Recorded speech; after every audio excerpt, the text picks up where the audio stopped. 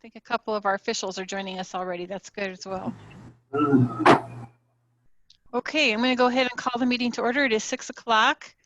Would the clerk call the roll, please? You're going to have to unmute yourself, Dan. Summers.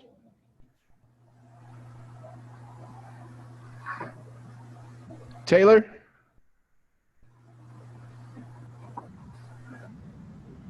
Thorsland. Here, and I see Mr. Summers connecting to audio now. Thank you, sir. Tinsley. Present. Woken.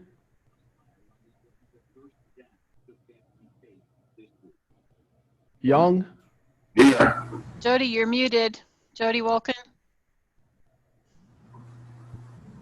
Sorry, I'm here. Thank you. Clemens. Here. Court. Dillard Myers. Here. Eisenman.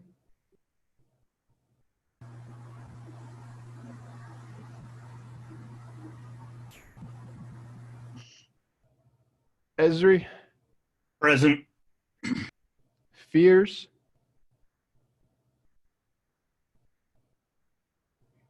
Furtado. Here.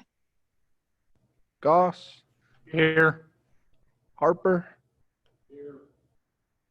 Ingram. Here. McGuire.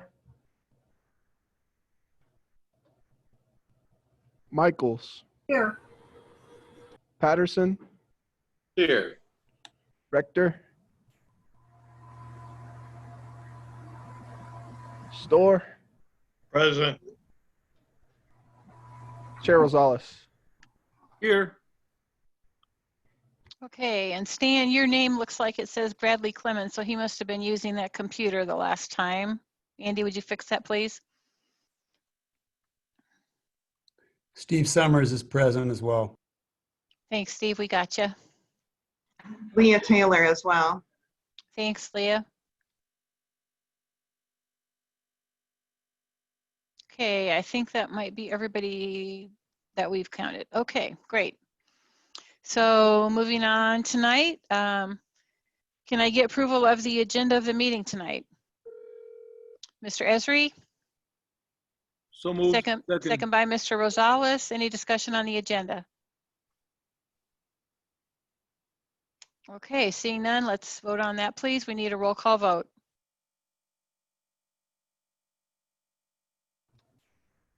Summers.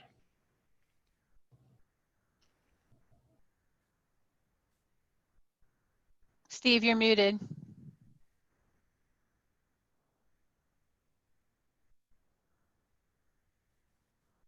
Not there. Okay. Taylor. Yes. Thorsland. Yes.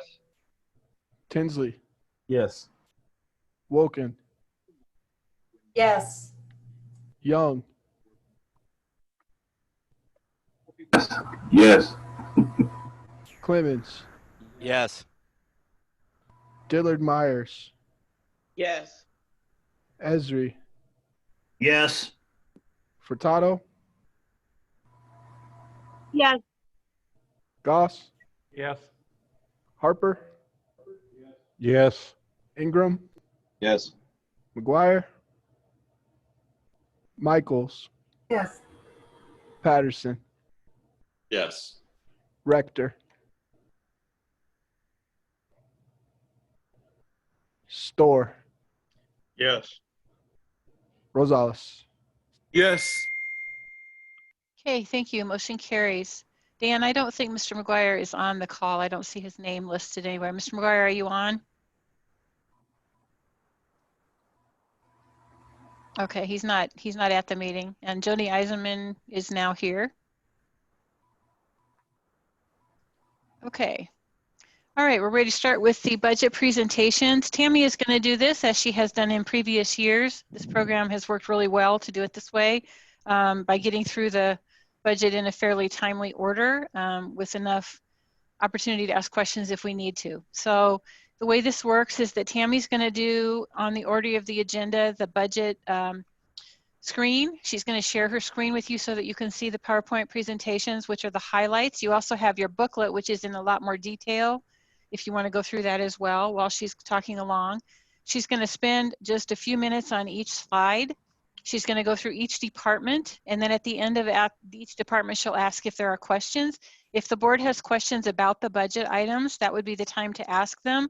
Obviously, if you have questions later, we can answer those as well, but this is the time if you want to get it in the meeting.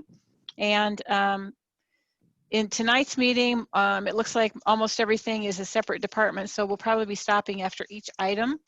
It's likely that about halfway through, I'm expecting to take a 5-minute break just so Tammy can take a break, maybe go to the restroom if she needs to, or we can switch out some things if we need to. If you have a question or you'd like to ask a question, if you would please go ahead and raise your hands with your blue hand, the same as we have done in our regular meetings, that would be helpful because we won't have a lot of time to wait to see if people have questions. So the officials from each department are here tonight. If you have questions about their specific department, they'll be happy to answer those. So I think we'll go ahead and get started. So Tammy, if you want to go ahead, I see you're already screen and sharing. So yes, you can see my screen. Yep, take it away. Okay, so Darlene was correct. I have done this several times before, just not in this format. And we had a little scare earlier today when we heard Zoom was down. So thankfully it's up and we are running, and hopefully we will get through tonight without any technical difficulties. Let's see. Okay, just a couple of notes on the budget before I present. The 2020 and 2021 numbers that are on the slides are budget numbers. The 2020 numbers are not the projected numbers. And I will not be reading the revenue and expenditure nor fund balance numbers. I think I have done that in years past, but they're clearly visible to you on the screen, so I'm not going to waste your time reading those to you. Also, just a note regarding FY 2019 fund balances. These numbers are unaudited. The auditor's office has provided a memo for you explaining that these numbers are uncertain. And of course, those would carry through, of course, to 2020 and 2021 fund balance numbers. So just a disclosure on that before we get started. And the first budget for tonight is the Regional Office of Education. Predominantly, all of the budgets that will be presented tonight will be general fund budgets, with the exception of special revenue fund budgets that fall underneath a department head within the general fund. So the Regional Office of Education expenses are allocated by county based on the EAV of property, and for our region that is Ford County and Champaign County, with Champaign County representing 94% of total assessed valuation in our region. We have actually had a slight adjustment since we put the budget together originally. We did not have Ford County's EAV, so Mr. Lewis was estimating that number, however, has since gotten that EAV, and that has resulted in a minor reduction in Champaign County's portion. So whereas your budget document reflects $232,348 expenditure, the final budget will be slightly reduced to $231,811 for Regional Office of Education expenditures. And for 2021, the Regional Office of Education was able to shift a portion of the Secretary's time to other funding sources, reducing that FTE count slightly in order to accommodate the budget reduction request that was made for fiscal year 2021.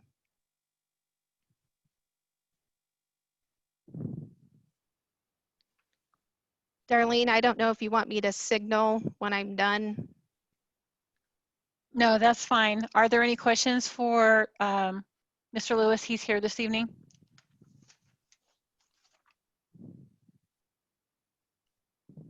Okay, seeing none, we will move on, Tammy, to the next one, which is Extension Education. For extension education, grant funding is the largest component of the education budget, and county property taxes make up 22% of this budget. One of the things I want to note that was an impact in fiscal year 2020 to this budget was the Carl Foundation property tax ruling, and that resulted in a revenue reduction in this fiscal year of approximately $19,000. Per Ms. Bose, state funding has improved slightly, and payments for 2019 and part of 2020 have been received. The revenue source for this particular department is property tax levy, and for 2020, that levy is held flat, and levy growth has been reallocated to other levy lines.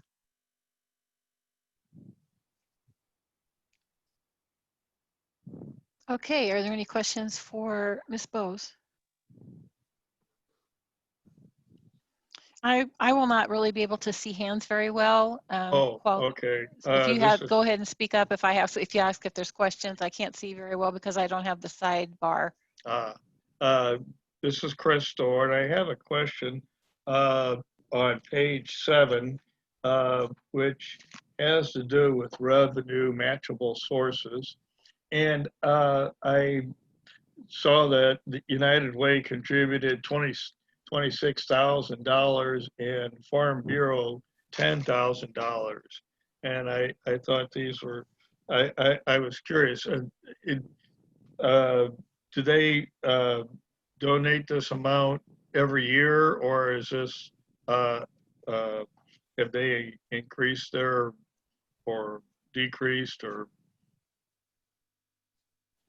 their contribution, their contribution over? Ginger, are you on the call?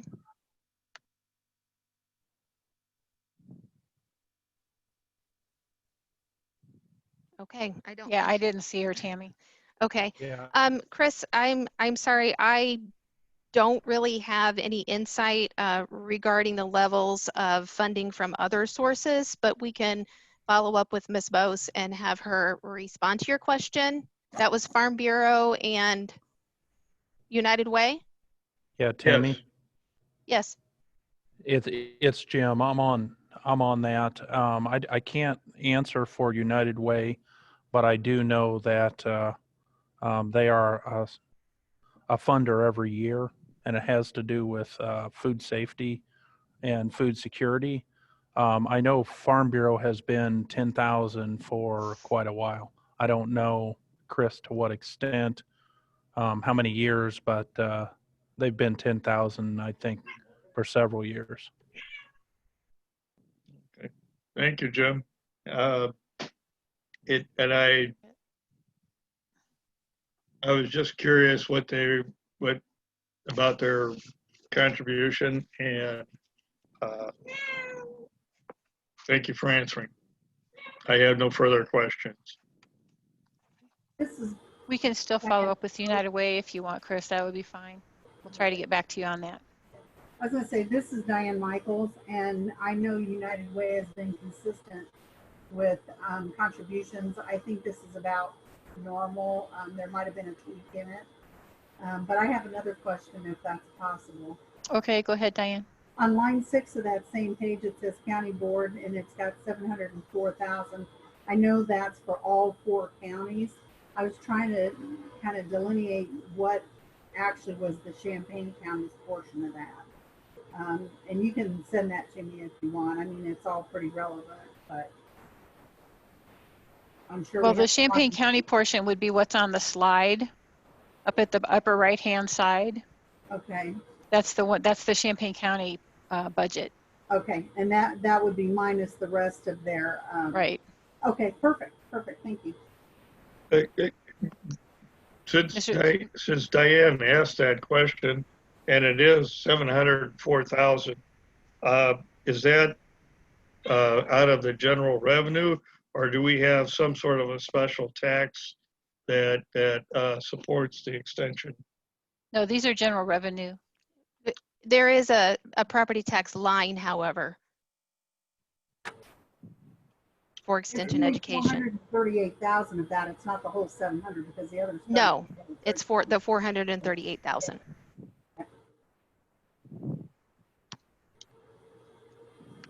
Okay, any other questions on this one?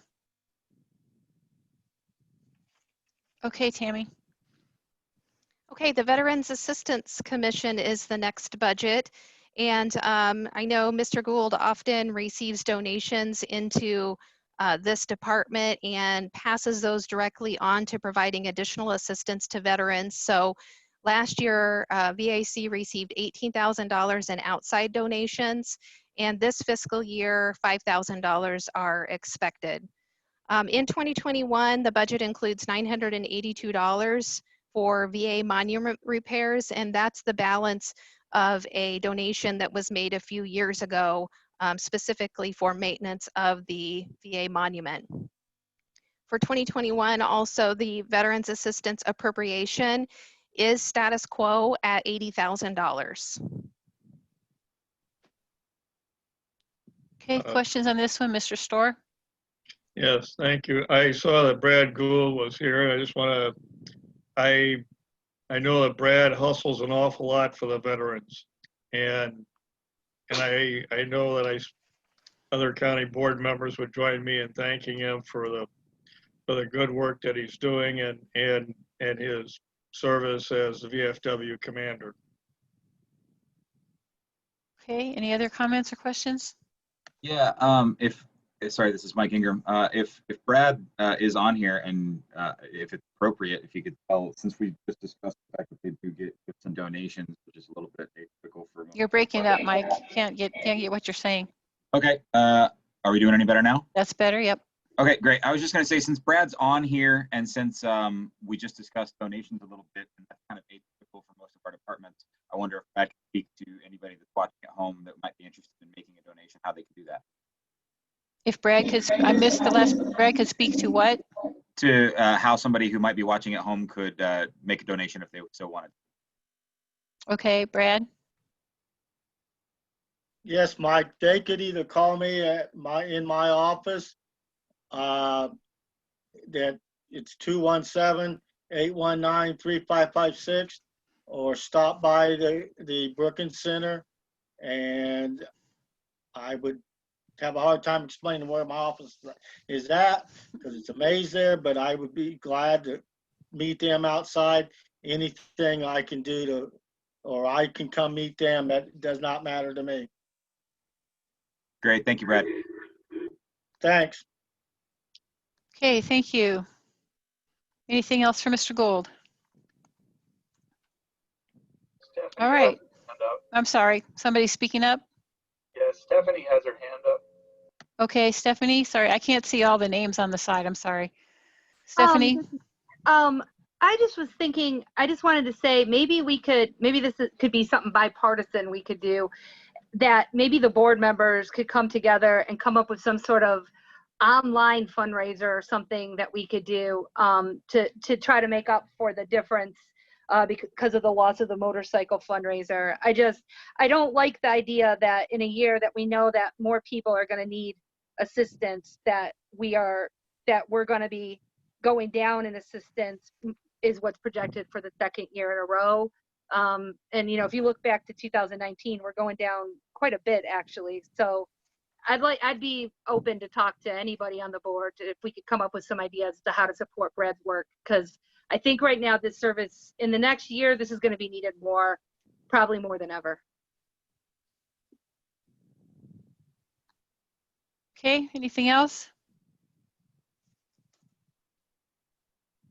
Yeah, I just had a question about, looks like in the fiscal year of 2019, the assistance to veterans was at about 96,580, and then we've been budgeting for 80,000. Can somebody speak to why there was like about the $16,000 drop off? The 2019 budget assistance to veterans included passing the additional donations on. So it was the county's original 80,000 plus the receipt and distribution of donations. ever since the EVAC was implemented, the funding, I believe, Brad, correct me if I'm wrong, has been $80,000 annually from the county. I think that's correct. And then the other amounts that get budgeted each year are for the donations that other people make to the program. Okay, thanks. Okay. Thank you, Brad. Tammy, you can move on. The next budget is the coroner, and the coroner this year, there will be a change in the statutory fees that are charged for the coroner services. There was a piece of legislation that was passed several years ago that changed the wording in the statute from deposit into the general fund to deposit into a special account in the county treasury. And this was something that I believe maybe was all the way back in 2010 and never was facilitated by the county. So we are making this correction with the 2021 budget. And so the next budget, I kind of want to talk about these in conjunction with each other, but the next budget is the coroner statutory fee fund. This is a new fund pursuant to the statute that I'm referring to.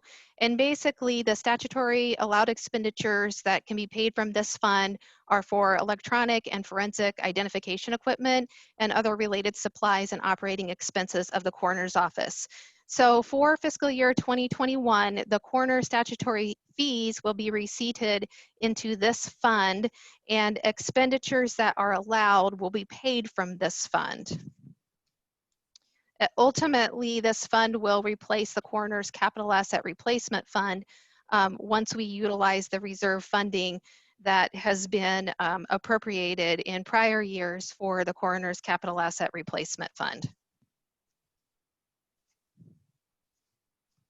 Okay, questions on this one? Ms. Furtado? Oh, Sorry, Stephanie? You're muted. Stephanie, we can't hear you. It doesn't actually look like her mute is on, but obviously we can't hear her. Stephanie, we can't hear you. You're talking, but we can't hear you. I don't think she can hear us either. oh boy. I think Cynthia's on the phone. She just got on. She couldn't get on, so just letting you all know. Okay, thank you. You can add her to the attendees. Okay, go ahead, Mr. Storr. We can't hear what Stephanie's saying. Well, maybe she'll catch up with us.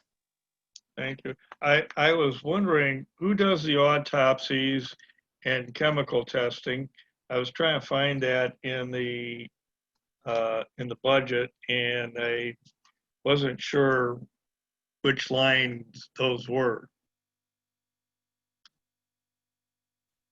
Dwayne, you're here, I believe. Mr. Northrup is here tonight.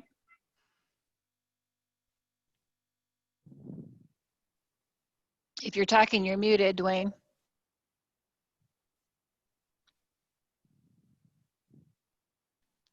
Can you hear me now? We can hear you now. Hear me? Okay, sorry. I was on the phone. I didn't realize my computer was hooked up there for that. So yeah, the question, the autopsy expenses are paid out of the medical, mental, dental line item, which is 533. I see that. Yeah. Yep. That's where the autopsy expenses are paid out. The toxicology expenses, all chemical testing, is paid out of laboratory fees, which is down 53322. I see that. Are those done locally, or is that how do you do that, sir? The autopsies are actually done in our facility here. We have a forensic pathologist who works right here out of the coroner's office. So all the autopsies are done here, but we don't have a certified lab. We actually use a national forensics lab that has all the certifications out of Pennsylvania, well known, used by a lot of medical examiner coroners office called National Medical Services. There's another lab in Indiana that we've used in the past as well, Axis. There's a handful of forensic labs in the U.S. that we can send the chemical testing to, but the one we use is currently in Pennsylvania. Is the pathologist on the coroner staff, or is that contracted work? It's contracted. The pathologist is independent, works for us as well as approximately 7 or 8 neighboring counties that send their autopsy cases to us to be done here. Thank you. That's actually a revenue source for the coroner's office, Mr. Storr. He does autopsies for surrounding counties as well. Oh. Okay, any other questions Sorry, of the this is- coroner? Hi, this is- yeah, sorry, Stephanie, I you're don't back know. on. Yeah, we can hear you Yeah, now. I don't know, my sound dropped for some reason. I have no idea. Thanks for everybody who let me know. I have a question for Tammy. It's about how the two budgets work together. When I add them up, it seems like the overall budget is getting a little bit more of a bump than some of the other ones. And I was just curious, I see how some of the expenses got moved over to the coroner statutory fee fund. But like in some cases they didn't, like, so for example, for the 522-44 equipment less than 5,000, only about 3/4 of it migrated over. There's still 4,800 on the general fund. And I get like that we're trying to build up the reserve fund. But it seems like we have budgeted 54,000 in revenue for the fee fund and we're only spending 31,000. And I was just curious what was the decision that some of these other expenses that seem like they could migrate over, at least by category, were they ineligible for some reason to migrate over to the fee fund? In a year where the budget's really tight, I just wasn't sure why more of those expenses didn't get moved over to the fee fund. Dwayne really did a detailed analysis of this. So Dwayne, do you want to speak to that? Sure. Yep. That's a great question. And actually, it took a lot of time. Tammy and I worked on this several times, and we met with Darlene as well. There's other statutes that say certain expenses of the coroner's office have to be paid by the general fund. So I actually had to go in and look at everything I purchased out of each one of those line items and figure out what was related to things that had to be paid for out of the general fund. So like autopsy expenses, there's a clear statute that says all autopsy expenses have to be paid by the general fund. So any equipment or supplies that relate to autopsies had to stay in the previous line item, and anything we could shift over.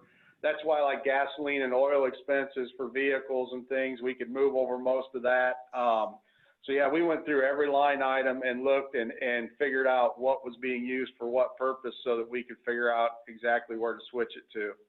Okay, and one of the things that you won't see here, but that also will over time be captured in terms of savings from the general fund, will be capital asset replacement fund costs that are historically paid from the capital asset replacement fund through a transfer from the general fund that will eventually be the responsibility of the new fund. Okay, thank you for the explanation. You're welcome. Okay, thanks. Are there any other questions for the coroner?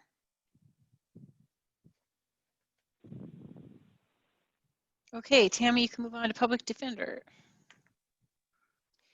Okay, in 2019, the courts reestablished the nominal public defender fee for court-appointed counsel, and this was a fee that had just declined year over year. And this resulted in a little bit of an increase in revenue in 2019, although for fiscal year 2020, there is an expectation that the fees will be lower, and you're going to hear this quite often throughout the budget presentation due to the COVID-19 closure of the courthouse, the delay in resolving cases, and also the impact of the order for the or the extension, I'm sorry, for certain fees and fines that was 180 days. Predominantly, the public defender's budget is 98% personnel costs. And I also want to mention regarding the nominal public defender fee that the fee is not imposed on those fixed income clients, such as those that are on Social Security. Okay, any questions about the public defender's budget?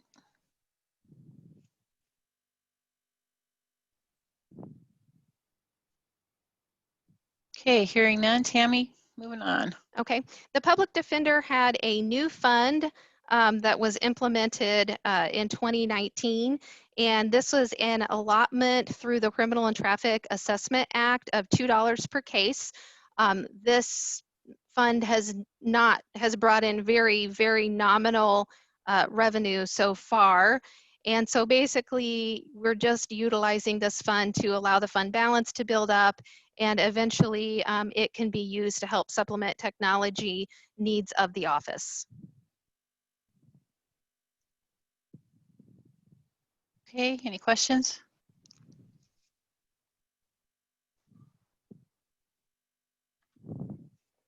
Okay, the circuit court budget will reflect a reduction in expenditures in 2020 of approximately 3%. And this comes after the county has seen a year-over-year increase in professional services, which are for physician evaluations and also foreign and sign language interpreters. I looked at this the other day, and the average year-over-year increase over the last 4 years for this particular expenditure has been 21% year over year. So in 2020, as I said, this will probably be the first year that we won't actually go over budget for those particular services. And this particular department has recently submitted a request to upgrade the position of the executive secretary to executive assistant. And I know that has been forwarded to the job evaluation committee. Based on the outcome of that, will be coming back to the county board. The circuit court law library fund. This is a position at the moment, a part-time position that is unfilled. Could we please drop back to the circuit court? I didn't get my hand up in time. Yeah, we're still in circuit court, Chris. They're just a couple different funds here. Okay. Well, I'll hold my. Oh, I'll call on you when we get done with circuit court. Thank you.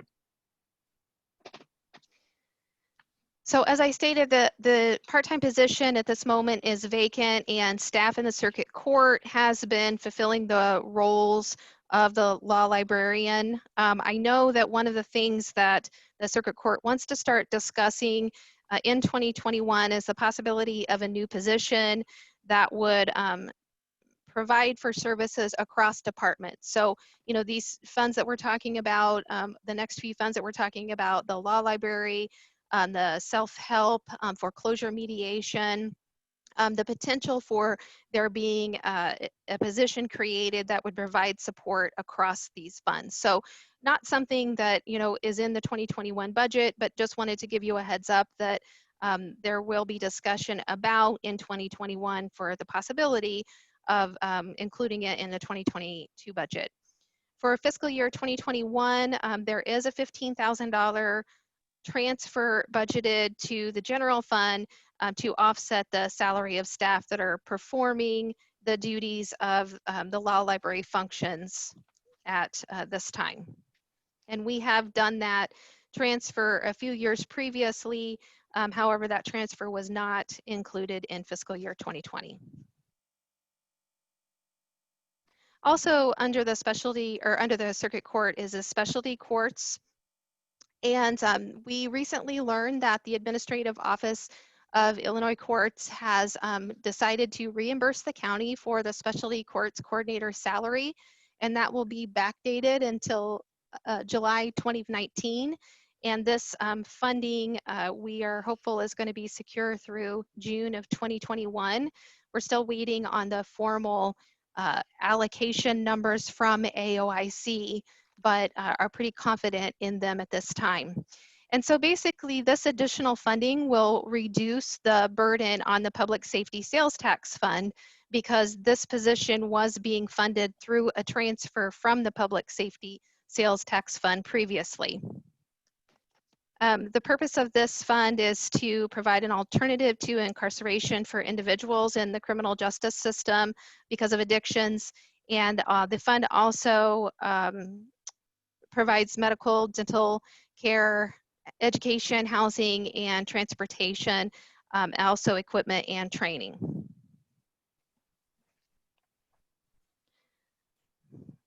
And the last budget under the circuit court is foreclosure mediation. And there were 4 mediation terms that were canceled due to the courthouse closure this year. And per Ms. Hanson, there are no residential foreclosures that will be held until fall of 2020. A rule change will be required to allow for remote attendance at mediation.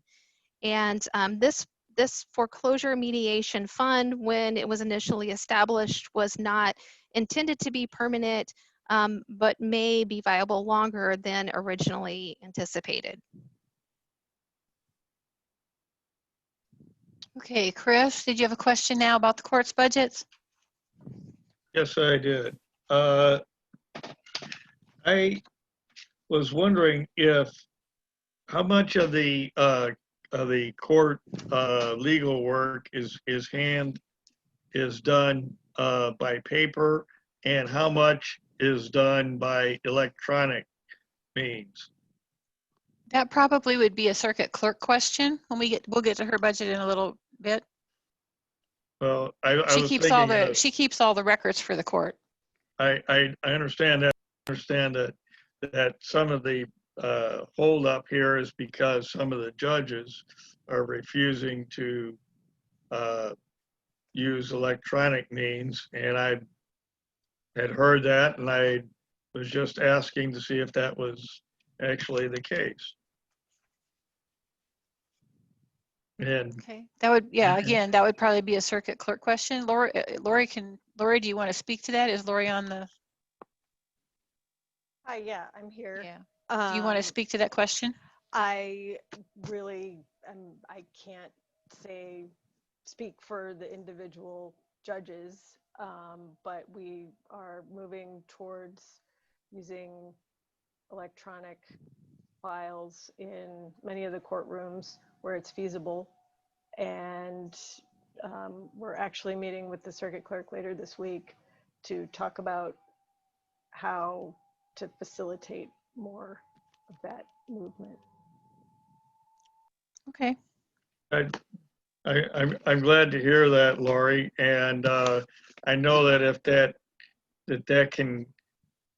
sort of education and use of computer technology can kind of go over to LexisNexis, and they can kind of access some of the legal searches themselves.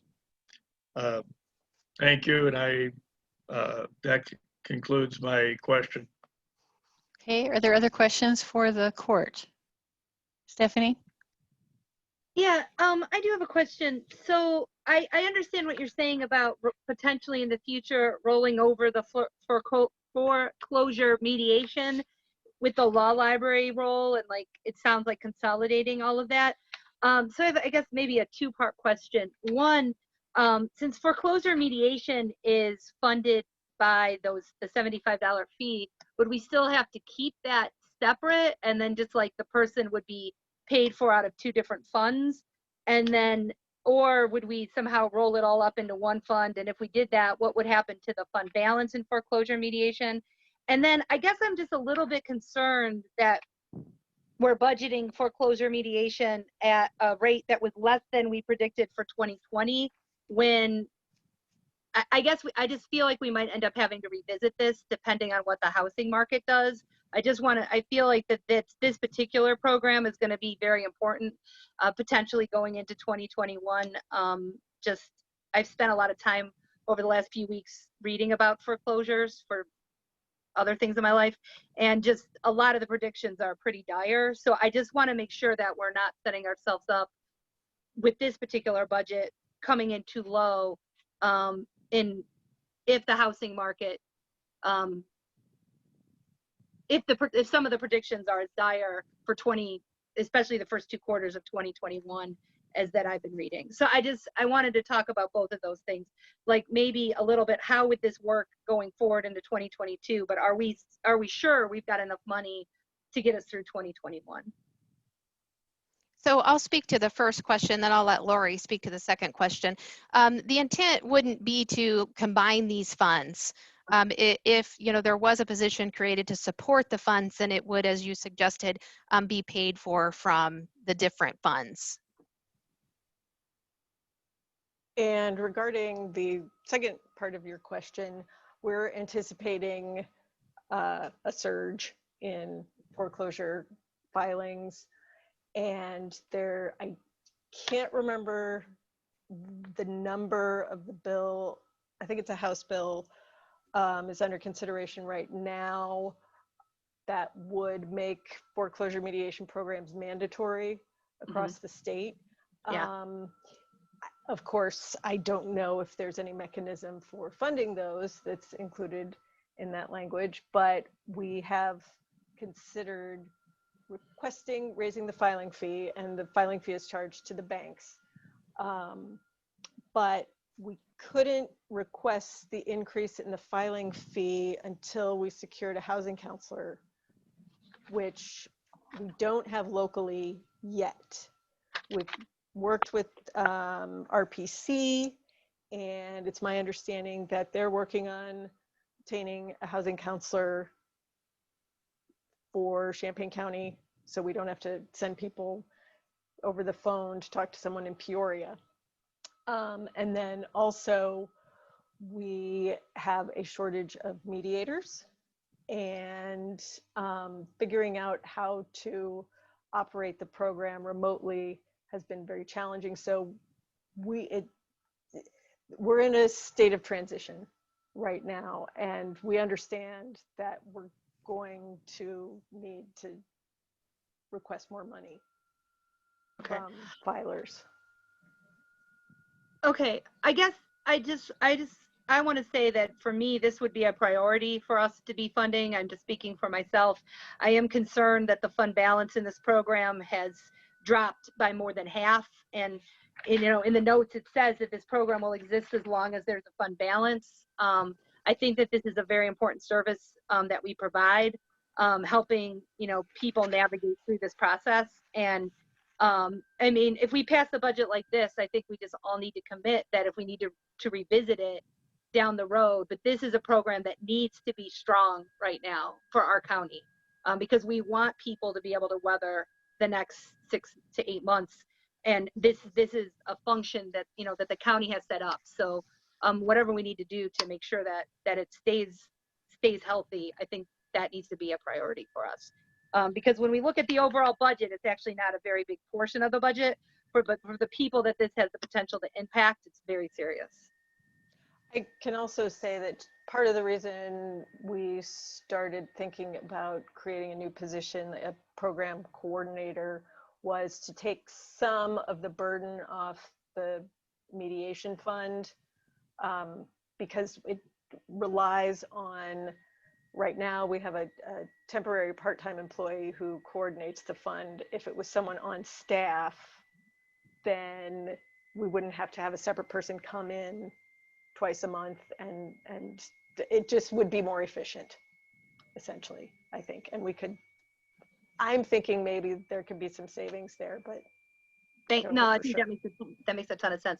As the year goes forward, if you could just, if however this is going, feel free to reach out to me if you're running out of funds. Definitely, thank you. Thanks. Are there any other questions for Lori on the court?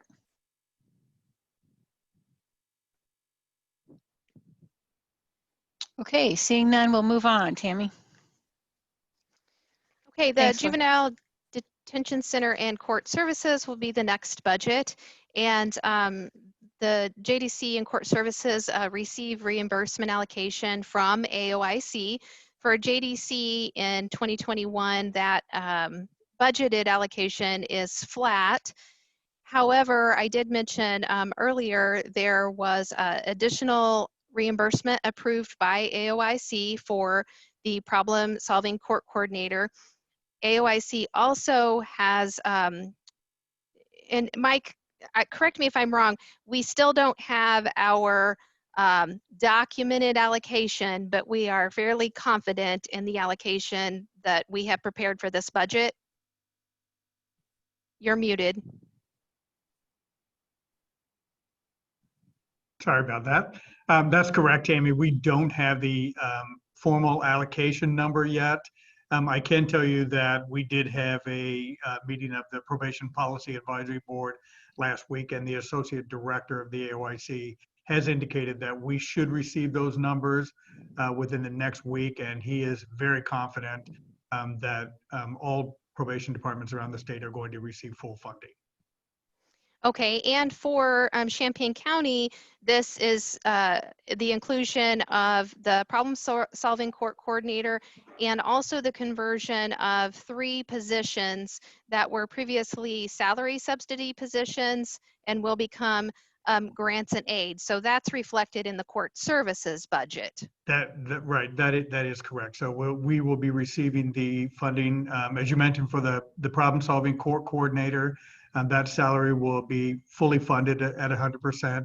We also have 3 positions that were previously subsidized, and what that means is we were receiving reimbursement of $1,000 per month for each of those officers, and they will be converted to grant and aid positions where we will now receive 100% of the funding for those salaries. So the one thing about this reimbursement that I know the county has discussed several times over the past few years is the lag in the receipt of reimbursement, which is often between 6 and 9 months. I know there was one point, I think we might have even been at 10 months. But per Mr. Williams, the county's January and February 2020 reimbursement checks have been mailed. So this would reflect a 6-month delay in funding, and the March through June allocations reimbursement are approved and pending, as well as the supplemental payments, because the additional positions that we just discussed will also receive a retroactive reimbursement all the way back to July of 2019, correct? That is correct. Okay. So that's all good news for the county. Within this budget, we do anticipate, or we have budgeted for a increase in medical services. In May of this year, there was a 5.1% increase, and the 2021 budget projects an additional 5% increase in medical services costs. For court services, I mean, we just talked about the salary reimbursement. What that looks like over a period of 3 years for Champaign County, including the specialty courts coordinator, is a total of additional $373,000 in reimbursement, which is fairly significant and not something that was anticipated when the financial forecast for fiscal year 2020 projected and fiscal year 2021 budget was prepared. So definitely good news that we've received in the last couple of months, and hopefully we'll get final approval for that allocation here in the next week or so. The back pay for the 2019 positions will actually be posted to 2020 because obviously we can't go back and post in 2019. So that additional bump that you see in this budget for 2020 reflects back pay for fiscal year 2019. And the Probation Services Fund, we do not have a transfer budgeted in fiscal year 2021, and that is because of the anticipation of the full salary reimbursement allocation. I know the county had 4 years in a row, 2016 through 2019, when the AOIC funding was cut and the Probation Services Fund made transfers to the general fund to mitigate the impact of that revenue loss on the general fund. However, with the anticipation of full allocation for 2021, there is no transfer budgeted, with the exception of the $10,000 transfer that this fund annually contributes to the Capital Asset Replacement Fund. And for the court services operation fee, this is again the same fund as what I just discussed, but a separate budget under the purview of the chief judge, who has to authorize expenditures. In 2020, this fund is paying for $150,000 of the surveillance and security system replacement at the Juvenile Detention Center, which I think is almost completed. Well, yes, actually it started a couple of weeks ago, and we're anticipating that it would be about an 8-week project, although they seem to be a little ahead. So we're happy about that.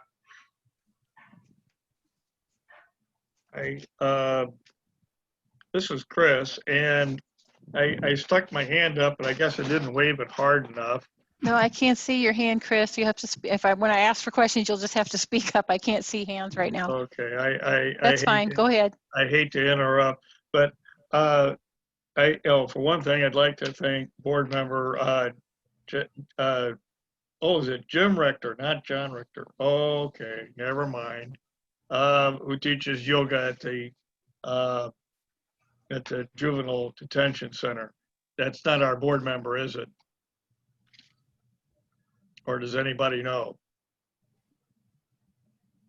Well, our board member is John Rector, so if it's Jim, no. It says Jim Rector here. I don't think, maybe not the same person. But the I was looking at the kind of, well, for lack of a better term, kind of recidivism rate here, and it percentage of minors admitted to detention with a prior admission seems to be pretty constant. And when I look at the probation percentage of adults successfully discharged from probation, it's about the same amount, about 70%, and that figures remain flat. And I ask, what sort of what's needed to improve those numbers? And I'm not really sure, if this is exactly the appropriate forum to ask about this, but since some of the folks connected with this are here, and we're talking about expenditures, is there plans or ideas or Yeah, Chris, I'm sorry. This is more an operational question that would be better to deal with in a different forum. This is really about budget issues. And obviously, whatever you're going to do, you're going to need to fund it. I understand that. But this is really going to take longer than the budget question, I think. Well, very well, but I encourage that whoever is here to. That could certainly be a question that we bring up. In the committee of the whole, there's a social justice committee part, committee. That would be the appropriate place to bring it up, I would think, and talk about if there's other things you might want to do. All righty, thank you. Ms. Furtado? Actually, I think that this will dovetail nicely into Chris's question and maybe make it more budget related. On the probation services fund and the 618052 fund on the line 555337, the professional services, and you sort of explain it down here a little bit, Tammy, more than doubled between 2019 and 2020. And then obviously we didn't expend it all because of COVID, but we're planning to hold it steady at that 250,000. I would be very interested in receiving for fiscal year 2021, and I can email you this as well as a reminder, maybe a junction between Justice and Social Services and the Finance Committee of like a quarterly perhaps report on how that money is being expended, and in particular, like are we funding agencies or programs at a greater level that we funded before? So just like a list and where the funding is going, maybe that we could look at in say March, and then maybe we as a board could collect, because I note that you say that you don't anticipate, we do not anticipate expending all of that money. And I could see that this fund balance is well above the target mark for fund balance. So maybe what we could do as a board, and I'm not advocating that we appropriate more money from the fund balance at this time, but maybe we as a board can think through Justice and Social Services if we could get some updates on where that funding is going throughout the year in some more granular detail. We can think about collectively if there are gaps, including some of the services gaps that we had discussions, sort of bipartisan discussions for when we were discussing the renovations at the jail that sort of got pushed to the wayside because the capital project disappeared. But this might be an opportunity for us to think about how we collectively can address the problem that Chris is talking about by driving that line of the budget. So I'm going to just formally ask that we get an update in March about what's going on with that. And then maybe between March and June, we could think about for the second half of 2021, if there is going to be a gap in the expenditures, how we could use that money smartly with staff in order to address the situation that Chris is speaking about. Well, and I do appreciate that, and I'm always happy to provide the board with information about expenditures that we're making out of this fund. But I would note, though, that the expenditures from this fund can only be made at the direction of the chief judge of the circuit, and under the rules of the Administrative Office of the Illinois Courts, they have to be made for purchases of services that are related to the department's annual plan. So it is. I appreciate what you're saying, but our ability to be able to spend these funds is somewhat restricted, or actually I would say it's greatly restricted, and must be approved by the Administrative Office of the Illinois Courts and the Chief Judge through the annual plan process. Well, that's super helpful to know. So maybe I still would like to do the quarterly report so that we could kind of understand. I mean, all of a sudden we're funding this at 2.5 times what we funded it in the past, or 1.5 right. times. Well, So oh, I'm sorry, I didn't mean to speak over you. So maybe The $250,000 that we budget for, the reason that we put that is to allow us the flexibility to meet any unanticipated demands or pressures on the fund. So we are typically expending out of that line item about $125,000 each year. And so I don't expect in 2021 that we will spend much more than $125,000 either. It just gives us the spending authority to be able to respond to these needs that I mentioned earlier. Well, and I appreciate that, and I thank you for your explanation about the restrictions on the fund. I would say, though, given what Chris just said about recidivism, clearly there's more that we could be doing. And so maybe it's going to be that we need to look at it quarterly through 2021 to think about how in 2022 we can work with the judge to build into the plan, a plan, right? I mean, there's no reason that this fund balance needs to continue to grow when clearly we are not meeting goals on recidivism that we'd like to have for the county. So we can work together, right? So we can work together to think about what are the gaps that are still there in order to address recidivism. Because out of all of the county funds, this is one of the ones that's, maybe even a little bit too healthy, right? And so we need to think about how we can work together in order to I get what you're saying about the flexibility for the fund, but we don't need to keep having the money fall back to fund balance. We should be spending it smartly on programs that address people's needs. Yes, and I would agree with that, but I would also mention that, and Tammy could probably weigh on this as well. Up until in 2020, we did not make a transfer to cover salary shortfalls because we were returned to full funding, but in FY 2019, we transferred over $330,000 to the county. So when we had the budget meetings at that time, we were projecting that the fund balance would be depleted within 5 years if funding remained at the level that it was in FY 19. So although we are enormously grateful to the AOIC that full funding has been reestablished, and we are very hopeful that that will continue. In this day and age, there are no assurances of that. So. Yeah, and I will add that over that 4-year period where this fund was supplementing the general fund, that cost to this fund was over $700,000. And so, the ability for this fund not to have to make that transfer in 2020 was helpful, but the fund also contributed toward the surveillance system as well.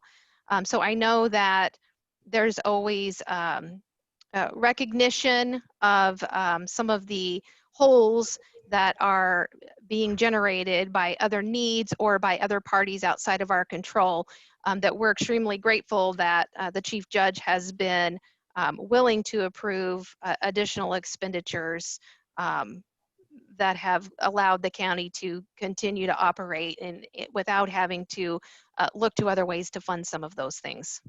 Sure. Thanks.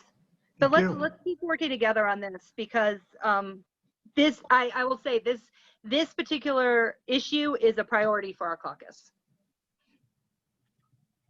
Okay, any other Thank you. questions on the court services? Just real quick, as a sidebar, just because it's come up a couple of times, for anybody who is wanting to be able to see the participants list while this is happening, so they can raise their hand, or if they have a particular interest in seeing when other people raise their hand, if you're on a laptop, at the top right corner, you can click exit full screen, and then it will keep the screen share up, but also give you the participants list if you want.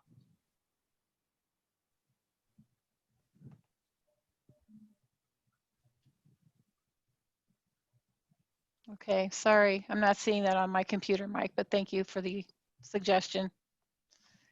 Okay. Tammy, would you go ahead with the next one, please? Okay, the Circuit. next 8 budgets will be under the circuit clerk, Katie Blakeman. And so for the first budget, which is the general fund operating budget for the circuit clerk, I will just repeat again that 2020 fee revenues are expected to come in below budget for the same reasons I referenced earlier. In 2021, the circuit clerk's office, in order to accommodate budget cuts, intends to hold 1 position vacant. And also in 2020, we will have, or the circuit clerk's office will have the 4th annual amnesty week, which will actually be 2 weeks. And per Ms. Blakeman, there's an online payment option that is available for the first time. The support enforcement budget is also a general fund budget, and the revenue for this particular budget comes from an intergovernmental agreement with the Illinois Department of Healthcare and Family Services.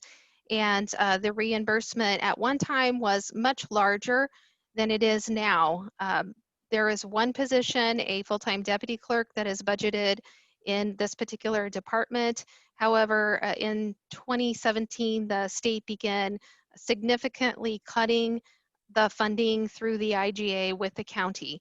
And so it does not fully support this position, and therefore the fund the position is being subsidized also by the general fund.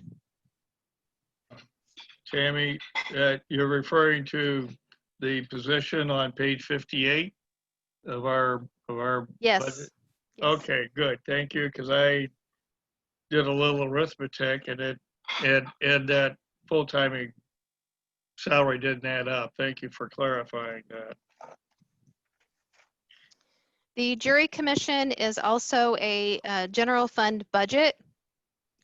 And in 2020, this juror coordinator position, hours were increased due to the increase in workload.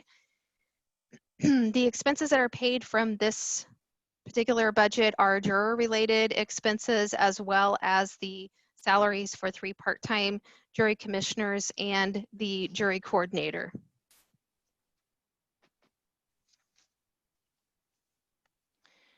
The court automation fund fee revenue is expected to be lower in fiscal year 2020 than budgeted. And in fiscal year 2021, the transfer to the circuit clerk operations and administrative fund, which also occurred in fiscal year 20, is to help supplement the salary and benefit cost of the court technology specialist. This fund also pays for 85% of the JANO Justice System maintenance, and in fiscal year 2019, paid for the AS400 lease as well as will pay for the remainder of the AS400 lease in fiscal year 2020. The Child Support Services Fund.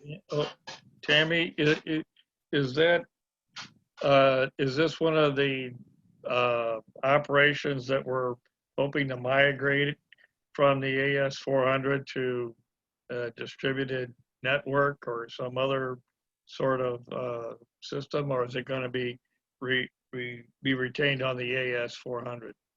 This is one of our IT projects in our future, in our IT plan, Chris. It's in the 6-year IT plan for 2 years from now. So yes, so eventually we'll move out of JANO and into something else, hopefully. However, is multi-million dollar yeah, it's about a expense. It's about a $15 million project. And we have not identified funding for that. Okay, Tammy, you want to finish the circuit clerk, please? Yes, the Child Support Services Fund. This is a special revenue fund. Revenue comes from a $36 annual fee that is assessed to the payers of child support. And for the last few years, fee revenues have been substantially low.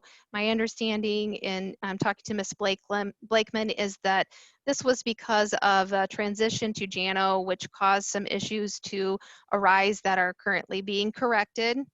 And this fund supports the salary of the senior legal clerk.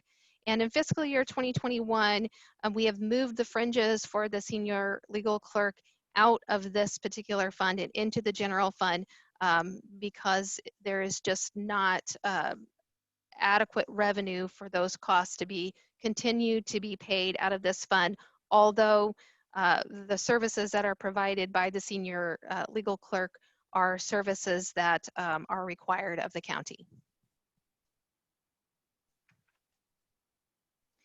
The Circuit Clerk Operation and Administration Fund, fee revenue for this fund is projected to increase over 2019 levels, and that will help to cover the increased commodities, services, and personnel costs. These at one time, a large portion of these expenditures were paid for out of the general fund at one time. However, over several years and periods of time where there have been general fund budget cuts, these expenditures have been shifted over to the special revenue fund, which pays for salary and benefits of the court's technology specialist and the salary of the financial manager. I mentioned previously a transfer from the court automation fund, which helps to support a portion of the court technology specialist's salary and fringes. The eCitations Fund is funded through a electronic citation fee, and the vendor that provides services for this e-ticketing program is Quicket. In fiscal year 2021, there is a budgeted appropriation that would allow for participation of other policing agencies that might wish to implement this system.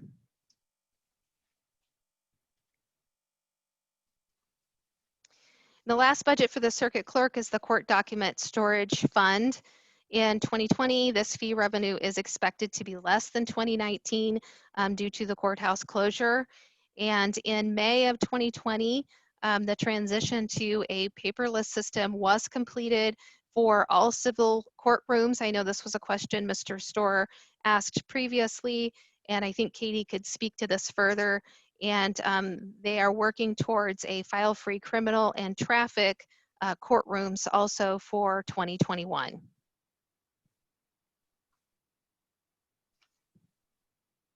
Katie, do you want to speak to that?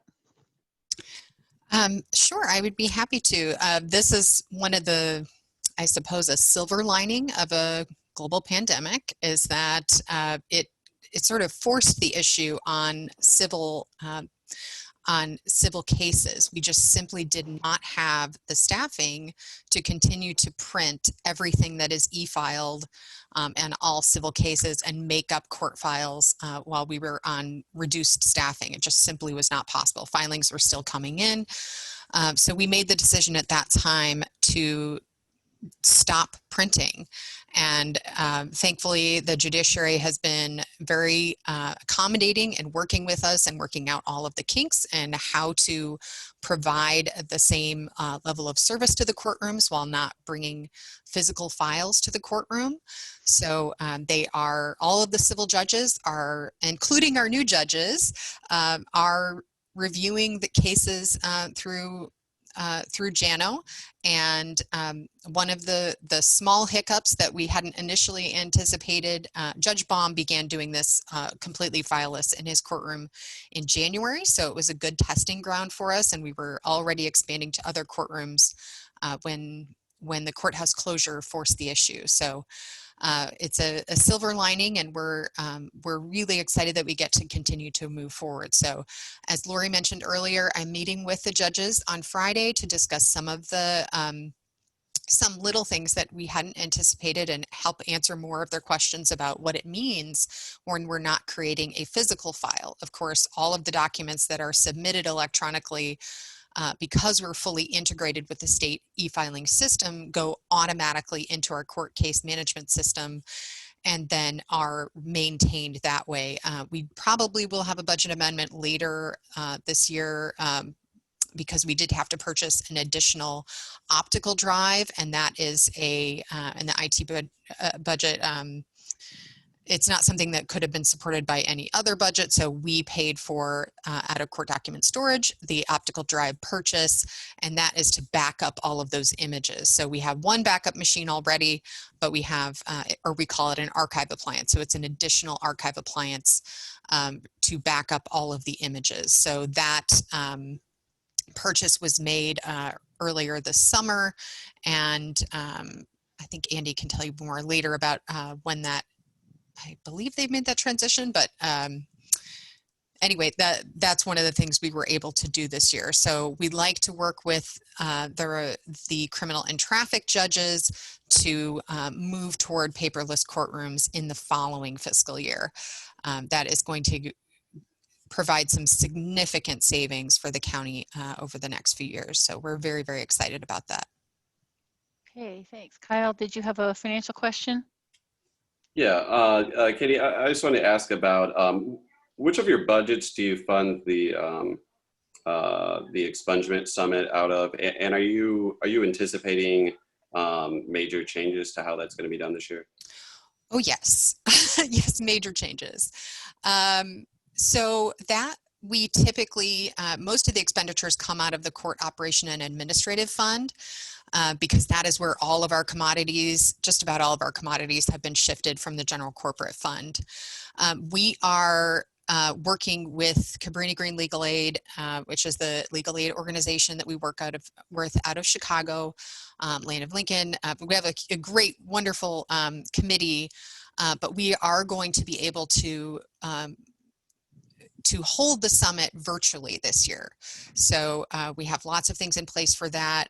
We've been working, actually, I've been working directly with the state police to Katie? Yes. Can I just say, could you make it brief? We're in the financial, sure. This is more operational stuff. That's okay. I mean, I know people are interested. It's just that we need to do it at a different time. We're moving it virtually. So Operation Administrative Fund is where that is mostly spent out of, but yes, major changes this year. Thank you. Okay. Mr. Storr, did you have a financial question? Yeah, yes, actually, I thank you for elaborating on the transition from paper to electronic, Circuit Clerk Blakeman. Congratulations to the staff and to all the judges that are participating in that. Know that change is kind of difficult, but let me ask, is this creating, as you go to electronics storage and file handling, you said that you had to purchase another optical drive. How are these things backed up off-site, and what sort of, is this software that you're using sort of an archival sort of thing? Yes, so there is a backup that is completed every evening. Every single evening, our court case management system is backed up, but the images, so the information is stored on on servers in Mississippi. So not anywhere here, but there's also our 2 archive appliances are, I believe, Andy can, if Andy's on, he can tell you more about where. Again, this is a more operational kind of thing. Basically, she does have backup. Yes, we have backups, and yes, lots of backups. Okay, and this is by image rather than by Budget text? only, please. Yeah, this is, I know everybody's interested in how these things work, and it's difficult to stay on task, but the budget is, we're talking about budget tonight. If she needs to purchase something or if it needs to be in the budget, I know you need to understand how things work sometimes, so we'll need to maybe schedule other times to talk about those things. And we have several other meetings to talk about budget related things, or you have time in between to ask questions of the various officials. Sorry. Okay, Ms. Furtado, did you have a question? Yeah, I also just have a comment. While I understand that we need to limit somewhat of the conversation, we do have to have some sense of how some of these things work in order to have a robust conversation about the budget. So continually saying that you can't talk about things, which we're talking about the budget for those things, I think is counterproductive. So for example, on that last one, on the court document storage issue, I have 2 questions. Tammy, the thing that, or Katie, the thing that they were talking about, the piece of equipment that we had to buy that we haven't voted on yet, but apparently we're going to get an appropriation request for, is that what's driving the fund balance to go down for the court document storage budget? And that fund balance is actually getting pretty low. If the court does decide, if the courts do decide that we're allowed to realize these savings, I'm assuming that money would go to try to get that fund balance back up. Yes, well, there are 2 primary problems with the funding in this fund, as well as court automation and circuit clerk operation administrative fund, which is that we're paying salaries out of these funds, and they should be paid for. This is my personal opinion, but also should be the priority of the county board to pay our county employees from county general revenue funds. We cannot perform the statutory duties that these funds are meant to be spent on, things like optical drives for storing the documents that we have to save. We cannot continue. Obviously, this year is not a good year to make big sweeping changes in that, because we're all trying to keep our budgets as low as possible and moving forward, but it is not sustainable in the long term. And I think the county is going to have to take a good hard look at how all of these special revenue funds are supporting the general corporate fund to the detriment of what these funds were intended to be used for. So yes, part of the fund balance difficulty this year is that, yes, we purchased the optical drive, which by the way is used by all of the courthouse departments, but we are paying for. But also we are doing some integrations with JANO and other API, other third-party vendors to do things like the court date reminders and the new payment processing vendor that we're working with. So some of those expenditures are coming from there. But we do purchase file folders out of this fund. So my hope and prayer is that we do not have to spend $50,000 on file folders next year, and that we can actually use that $50,000 for, well, maybe in 2022 anyway, for these other projects rather than on file folders. Thanks, Katie. Are there any other financial questions for the circuit clerk?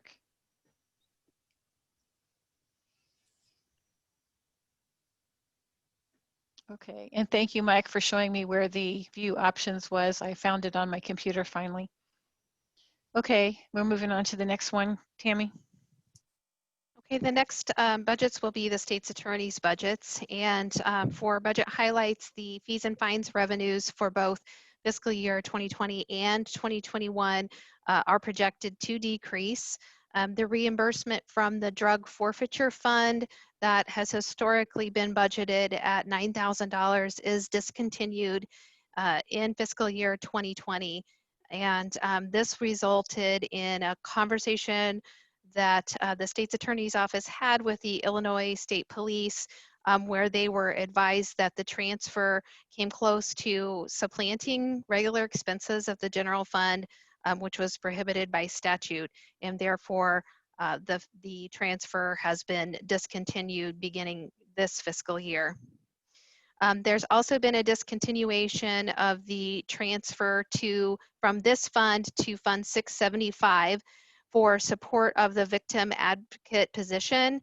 And if you remember, the grant revenue for that particular position was lost a few years ago, and I know the office has been attempting to try to find new grant funding for the position. However, that has not come to fruition. So over the last couple of years, we have been supporting the position by transferring funds from the general fund to Fund 675. However, with the 2021 budget, the position will just be moved back to the general fund, as there is no opportunity for funding that we're aware of, although the position does provide statutory required services to the county. The support enforcement fund does reflect contract increases beginning in July of 2020. Sorry, I think I have that number incorrect for the budget. I'm just going to check that. Yes, that is. So that Fund 621-041 is incorrect. That should be 080-141. I apologize for that. Anyway, the state's attorney's office was able to secure annual contract increases for a 5-year period with the Illinois Department of Health Care and Family Services beginning in July of this year.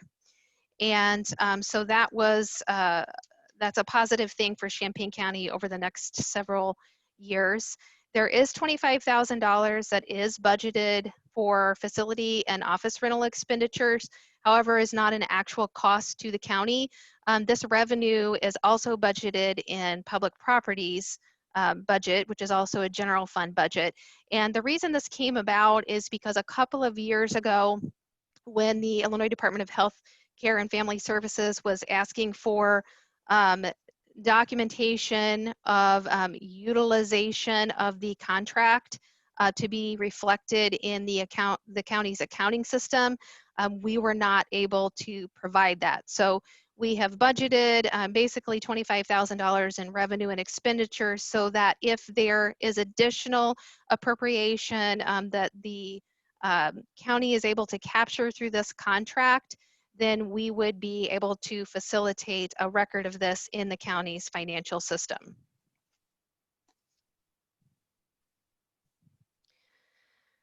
For the drug asset forfeiture fund, the state's attorney's office receives 12.5% of the value of forfeited funds.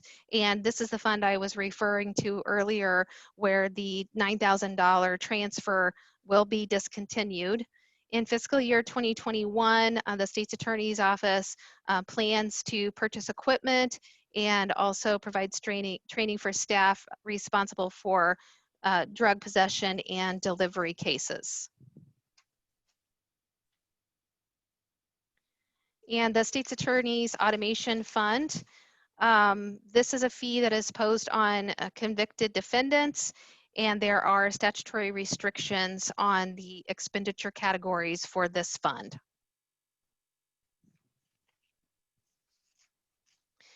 The victim advocacy grant is the one I referred to earlier, where the discontinuation of the transfer from the general fund will occur beginning in 2021, and that was due to the loss of funding at the end of 2017.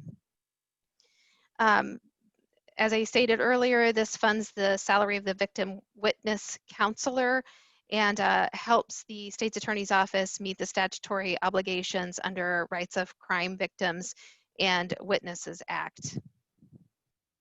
Again, this is a position that we have been supporting from the general fund anyway, just through a transfer, which will be discontinued.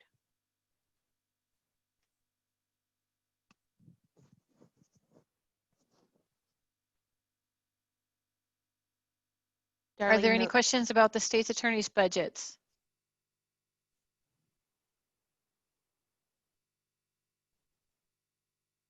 Okay, I'm not seeing any hands. Okay, Tammy, move on. Okay, the next several budgets will be under Sheriff Harmon. And beginning with the general fund operating budget, fiscal year 2021 does include budget cuts. However, there were some contractual increases that needed to be accommodated in this budget. And the Sheriff's Office is anticipating a $480,000 grant for a new report writing system. Part of that is budgeted in fiscal year 2021. So there is an increase in revenue and expenditure reflected in the 2021 budget for the new report writing system. Tammy? Yes. I was looking through the budget and I noticed that there is a big decrease in bulletproof vest program. Is that something that is now we're not buying bulletproof vests for our staff? I'm sorry, what line are you referring to? Well, it's on page 93, third item down, 331, and then number 75.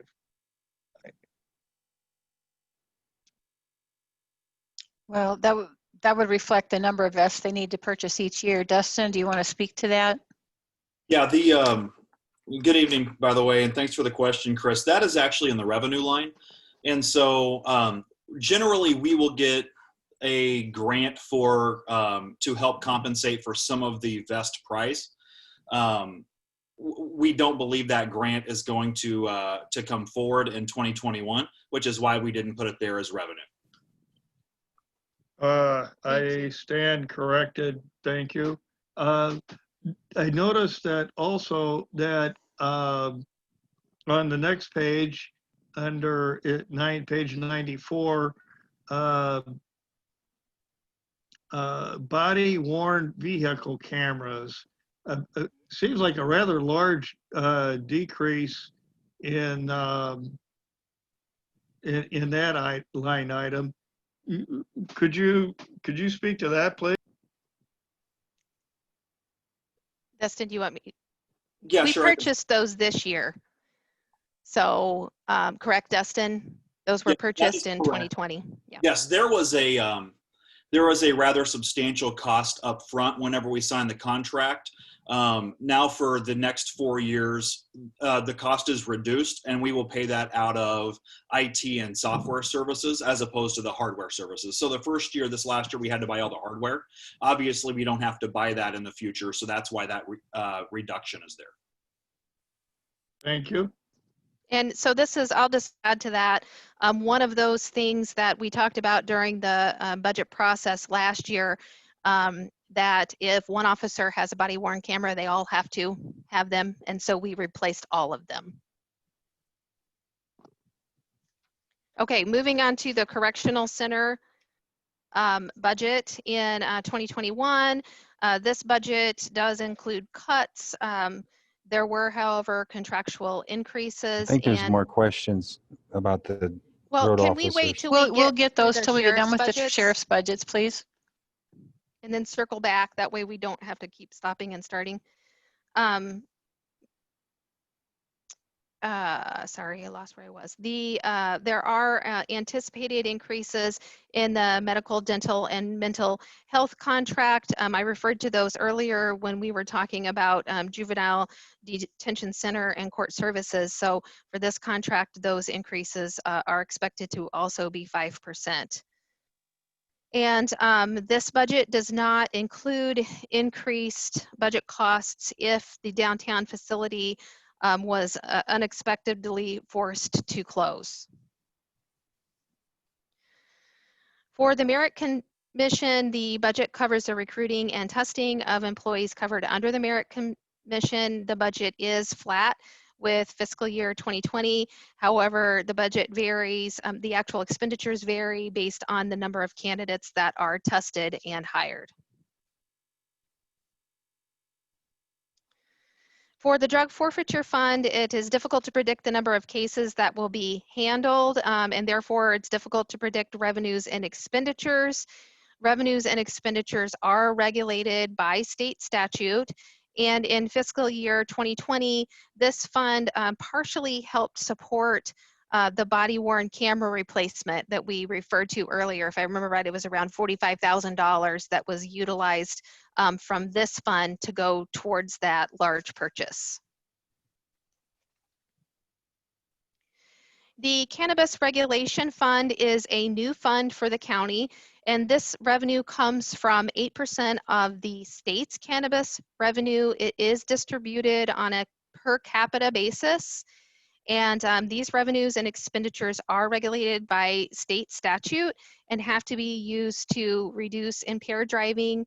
It can be used for training and education, and also to decrease the amounts of illegal cannabis.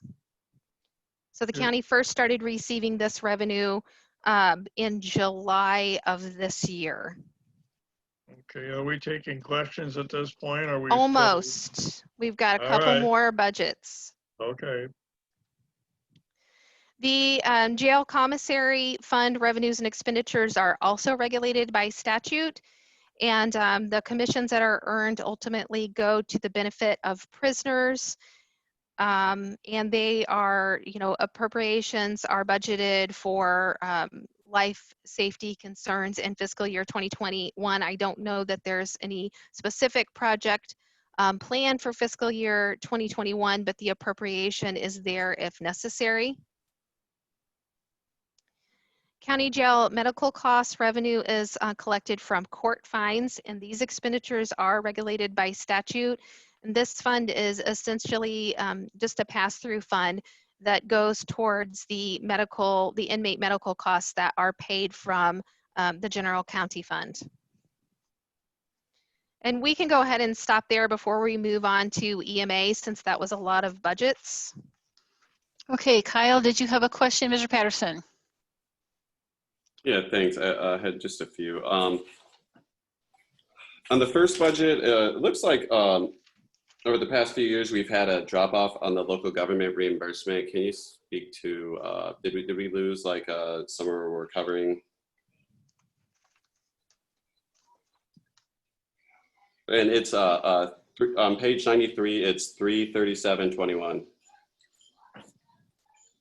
Oh, Dustin, you want me to speak to that?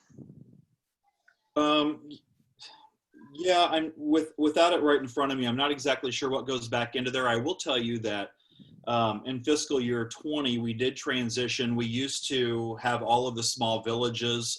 We would bill them for METCAD services. I saw no sense in being the middleman on that. And so instead we have, you would see in that budget, we reduced our METCAD fees, our dispatching fees, but we also reduced the money we have coming in from local government. Tammy, I believe that would come out of Yes, as well. that would have been my response. So we're not spending it, but we're not getting it back from other agencies either. And Tammy, if you have some other examples, I'm not exactly sure on that one. I think that's the predominant impact to this line. Okay, and also I saw that the for the county jail medical costs, they look like they're from the for this year for the projected to the actual or to the original. It looks like it's almost half. What's the reason for that? Is there this have to do with like population being lower than we expected? Are you on page 98? Sorry, it's for the county jail medical cost budget. Oh. Sorry. Let's see. I've got that as page 108. Yeah, 108. Yeah, so this is the pass-through fund, and basically it's just whatever revenues are received are then transferred to the general fund to go towards the medical, dental, mental health expenditures. So although the 2020 budget was originally prepared with anticipated revenue and expenditures of 24,000, we're now saying that, you know, in 2020, it looks like those revenues are going to be closer to 15,000 as opposed to 24,000. So the Okay. transfer then would be reduced also. Okay. And also just because I know that due to COVID and a number of reasons, the jail population for a handful of months this year was down pretty substantially, which I want to compliment the sheriff for that. I know it's a very safe step to take. And I was just wondering, were there any savings or expenditure reductions that came out of that? Thanks for the question, Kyle. So actually, we get money back from, I have to think about which one it is. I believe it's medical. So our medical contract is based on 185 average inmates. And if we have less than that, we get a little bit of money back. When I talk about a little bit, it might be 500 for 3 months, something like that. So there would have been some cost savings there. However, we still had the same amount of staff. Unfortunately, DOC wasn't taking inmates. And so even though we did a good job locally here of not bringing in any inmates that we didn't need to, we were housing increasingly IDOC inmates. And so we were still, I think here before DOC started accepting again a couple of weeks ago, I think we were back up at about 210 inmates, which we average about 185. So we were actually up a little bit than what we normally would have been. Okay, and so you've been able to transfer everybody to DOC. That's no longer hold up. They have stopped again. However, we were able to transfer 55 inmates that we were either holding solely on parole holds, or they had been sentenced to the Department of Corrections, and we were just holding them waiting transport. So we were able to transfer 55 inmates out of my custody into the Department of Corrections. Okay, thank you. I know that's been a stressful situation. I read about that, and just thanks for enduring this crisis. I think you have one of the most difficult positions in this crisis, and just thanks for staying ahead of this stuff. Mr. Furtado, did you have a question? Yes, I have two questions. First, I think this question is for Tammy, and I just don't remember. So on page 94, line 52246, the expenditure for those body cameras, going back to what Chris was asking for before, was significantly higher in 2020 than we anticipated in the budget. Have we already appropriated that difference? It was reallocated from other lines. Okay, I just couldn't remember if we had cleaned that up yet or not. Then my second question is for the sheriff. I would like to formally request we, through the work of Board Member McGuire and Board Member Patterson and Board Member Vachespati and myself, we funded that position for the research person based out of the recommendations from the Racial Justice Task Force. And I know we're continuing to carry that line. I just would like to request that perhaps early next year we receive an update on what that person's been doing, so we could understand how that money that we gave the department is being spent. And then after the NIBRS comes in, I feel like that will give more opportunity for that position to make a difference. So then maybe we can revisit it after that as well. But I'd like to formally request that we periodically get updates on what that position is doing and how it is fulfilling the goals of the Racial Justice Task Force. Because I don't want us to just, that's something we all came together to fund, but I want to make sure that that expenditure is continuing to do the work that we are hoping that it will be doing. So it's not something we need to do right now, but maybe early next year, I'd like to get that up, just an update on that, so we know how that expenditure is going. Okay, Mr. Storr, did you have a question, financial question? Yes, I did. Thank you. I'm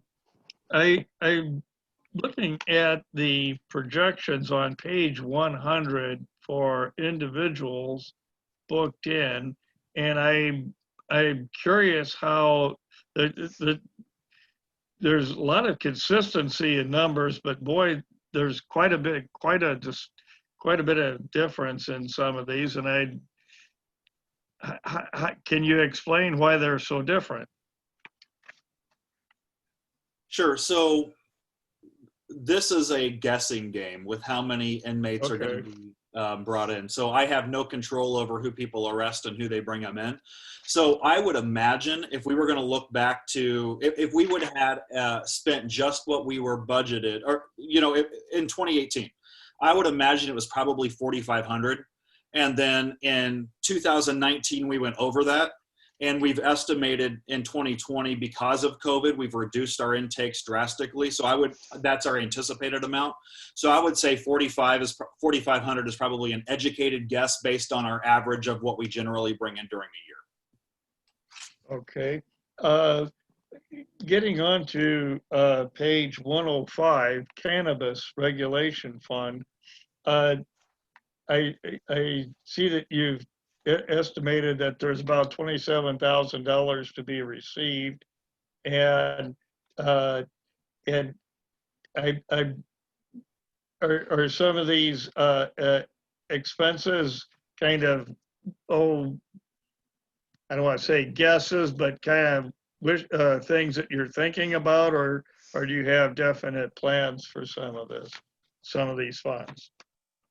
So this is a restricted fund, and Tammy and I gave our best educated guess on what we think this fund will bring in this year. This is the first year we've had this fund. And so we get our best educated guess at $27,000. We will need some training and equipment that might generally come out of the general fund that could come to this. For an example, a drug recognition expert, a DRE, to be able to identify some of these drugs. We would be able to, if we had canine maintenance, things like that. Part of that would be able to come from this fund. We wouldn't be able to take all of it because canines do more than just cannabis. But there are some expenses that we may be able to take out of this fund as opposed to the general fund that are directly related to cannabis. We just don't know what that's going to be quite yet because we don't know how much money we're going to have. I see. Thank you. And the big change in the jail commissary funds caught my attention as well. And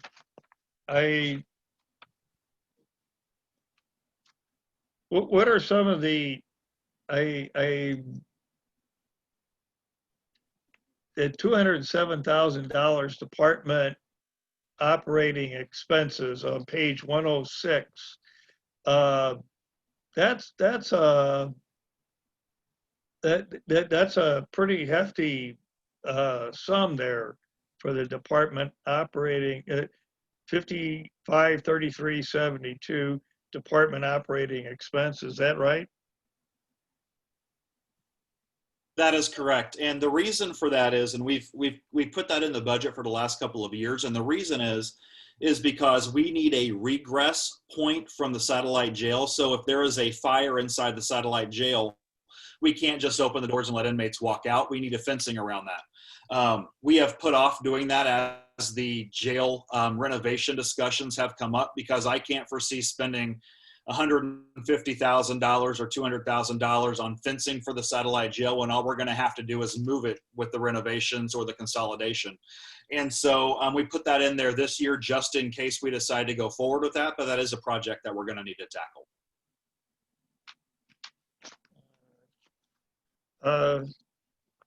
Yeah,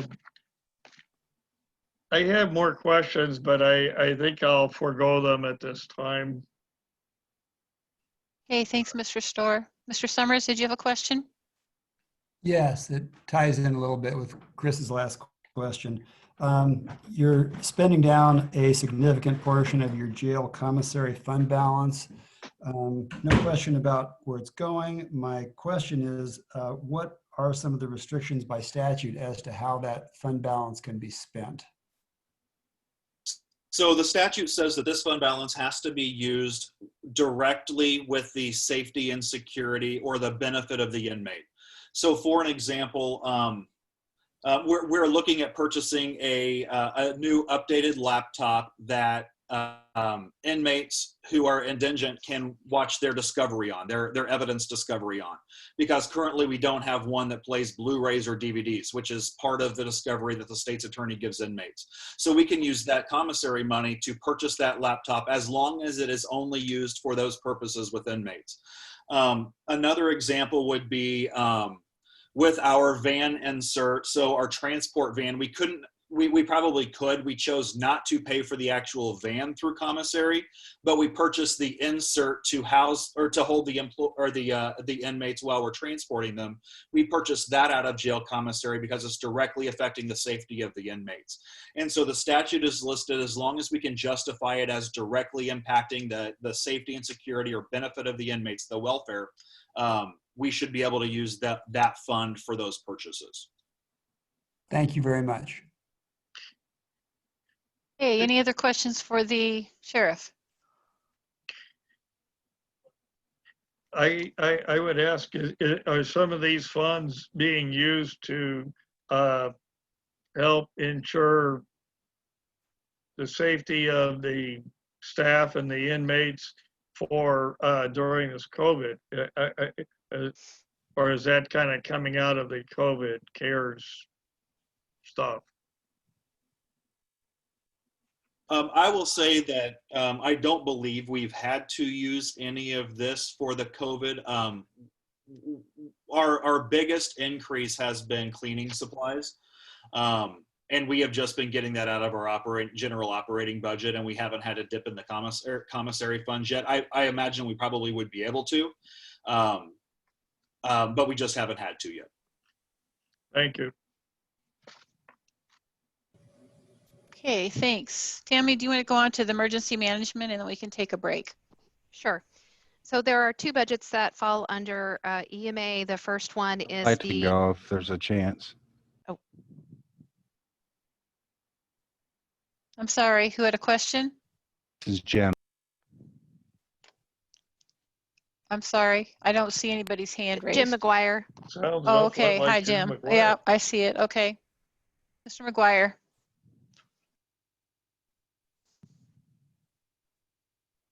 Jim? Yeah, back to the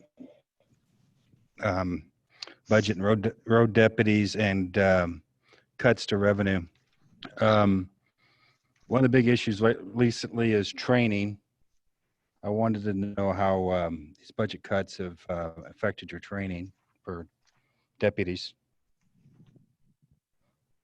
Because I had a relatively decent sized budget increase in fiscal year 20 for the body camera purchase, most of reducing that what allowed me to reduce the 3%. I was able to find money for all of the deputies I currently have, all 54 positions, including myself. And then also my training budget has not been reduced. Okay.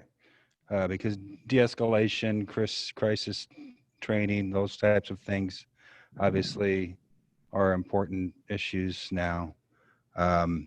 Last year when we discussed the budget, we discussed the fact that you needed 2 more deputies, road deputies.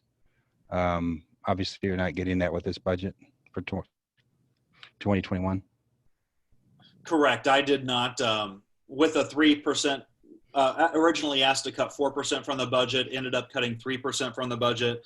I just didn't see that it was the right time to ask for 2 more positions at this point, but you better believe next year I'll be asking for them. Well, that's what we talked about last year. Actually, you brought in more funding because of a grant, right? So you're being asked to cut more? We brought in more funding because of a grant, but we're looking to expend that entire amount as well. So for the population of Champaign County, where do you stand for road deputies? Does it meet the criteria that they suggest you should have for road deputies? Or my understanding is there's not that actually we have a lower number nationally than we are required. The data, I realize we will never get to this number, but the data basically says that I should have about 75 deputies. So, go ahead. I'm sorry. No, sorry, Jim. of course, that's unrealistic. Generally, I won't need that many deputies. But when I've got, we've gone to 12-hour shifts whenever I've got these deputies going call to call to call all the way across the county, they get a little taxed. I probably could use 5 more deputies, and I'm willing to settle for 2 right now, and then a couple more here in the near future. But it's once you get away from the cities of Champaign and Urbana, it takes a long time to get places. And then if you have 2 or 3 deputies go into a call, it's kind of a disservice to the county residents whenever we're lax on staff. So the number should be 70, and we have 27 road deputies. So according to this, unless you count the 3 canine officers, which I'm sure they do accomplish a lot, but it says 27 patrol officers, 8 sergeants. I'm sure they're working at the same time, but we're significantly understaffed. Yet there's other budgets on this, other budgets that aren't being asked to cut as much as you're being asked to cut. If there are cuts, some of them actually increase. I appreciate. But the staff of the safety of the county yet again this year is being asked to cut. So public safety sales tax is being cut. Again, where is that money? That might be a Tammy question or a Darlene What do you question. mean the public safety? You mean public safety sales tax revenues are down? The line from public safety sales tax is cut 588. It says here that's projected at 588,000. Cut. Oh, that's that's a revenue line. That's yes, not an expenditure line. That's a revenue line. So that's less money coming into the budget for the sheriff's office. Well, it's not specifically just for the sheriff's office. I mean, it is less money that is coming into the general fund from public safety sales tax fund, just because of the decline in public safety sales tax revenues that is anticipated in fiscal year 2021. And this actually is largely, this transfer is to pay for the MetCAD costs that are budgeted, which are $571,000 in fiscal year 2021. So this largely helps to cover the cost of the county's MetCAD fees. But we still budget MetCAD at the full amount that we're required to pay for that service. Okay. Even though funding is less. That was my next question. Okay, thank you. And the drug forfeiture line is 0 because you're not sure how much that's going to be? Because it's 45,000 projected this year.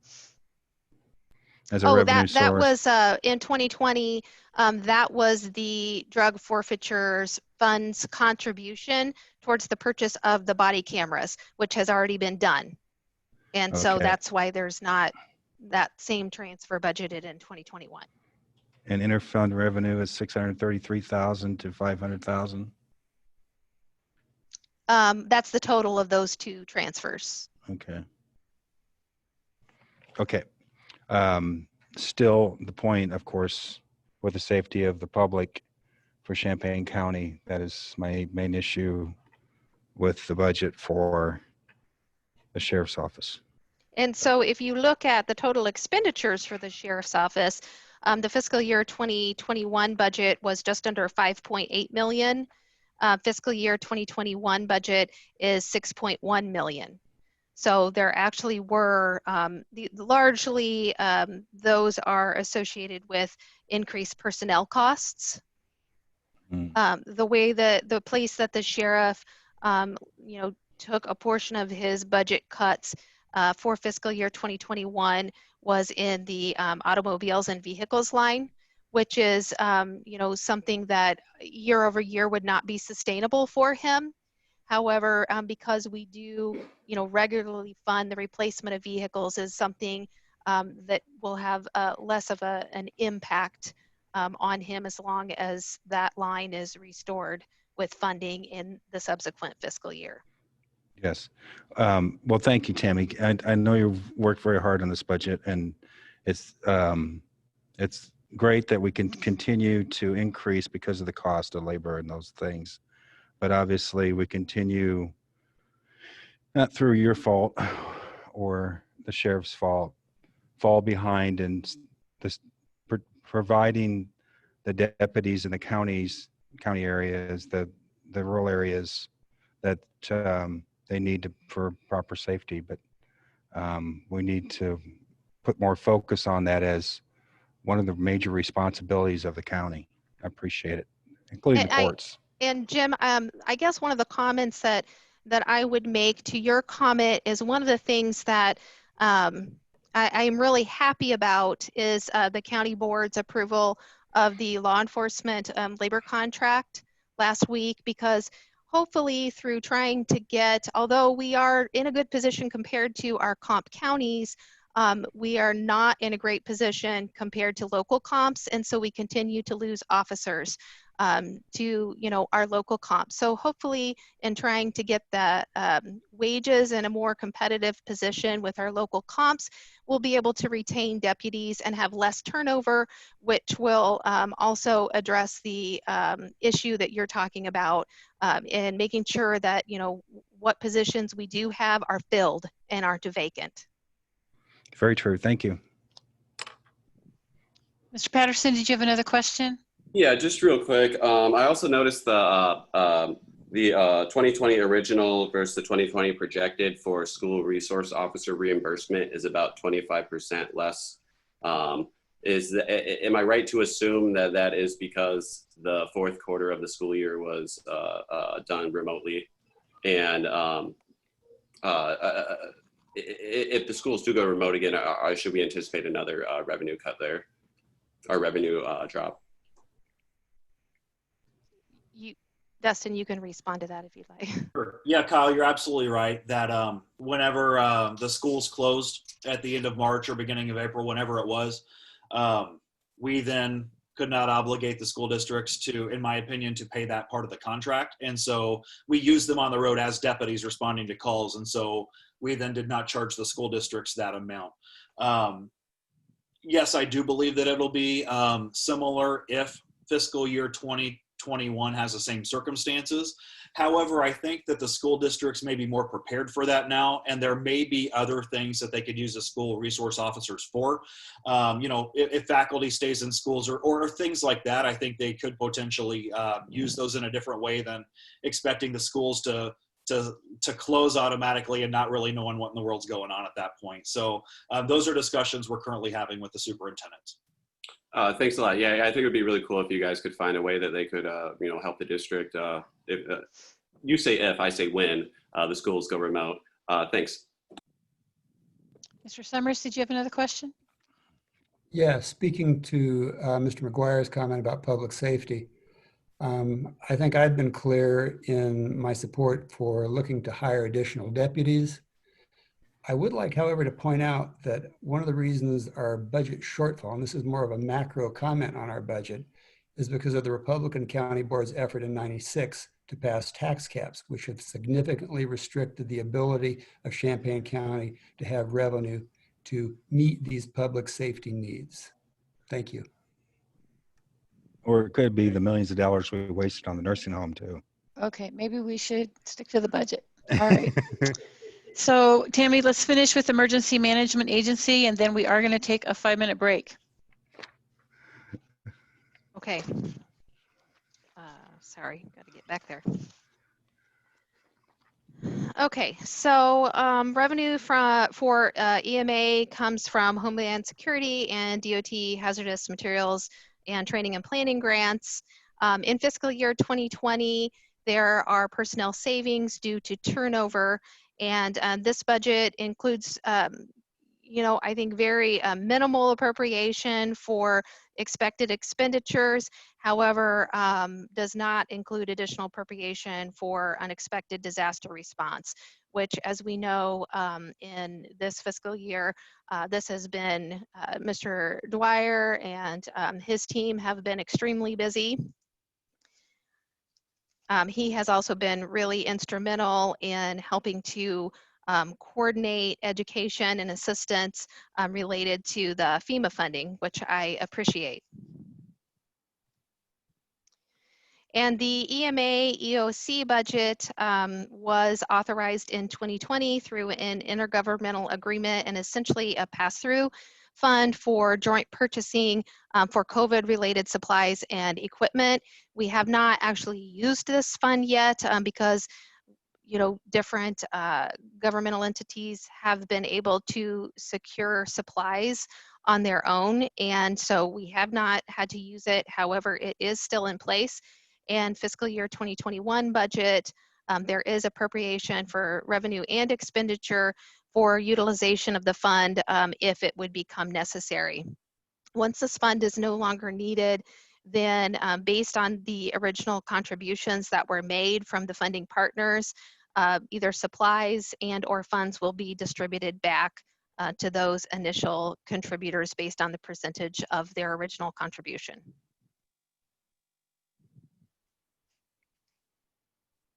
Any questions for John Dwyer or the sheriff?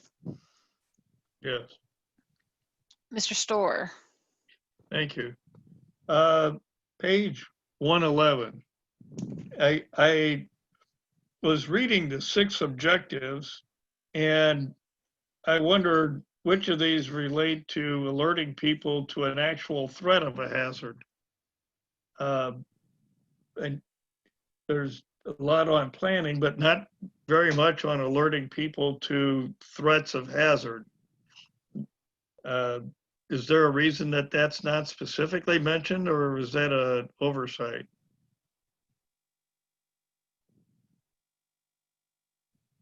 John, can you comment to that? It's part of the response part of it. We have ability to notify the public with our funds. But it doesn't say anything specifically about alerting people to threats of a hazard. And I ask again, is that not considered one of the objectives of the agency? It could be. Some threats are not just notified by us, but by the Weather Service as well. So it's kind of a joint thing. Do you think that might be added to the objectives in the future? Yes, we could. Thank you. Yes, sir. Okay, Mr. McGuire. Sorry, I don't even.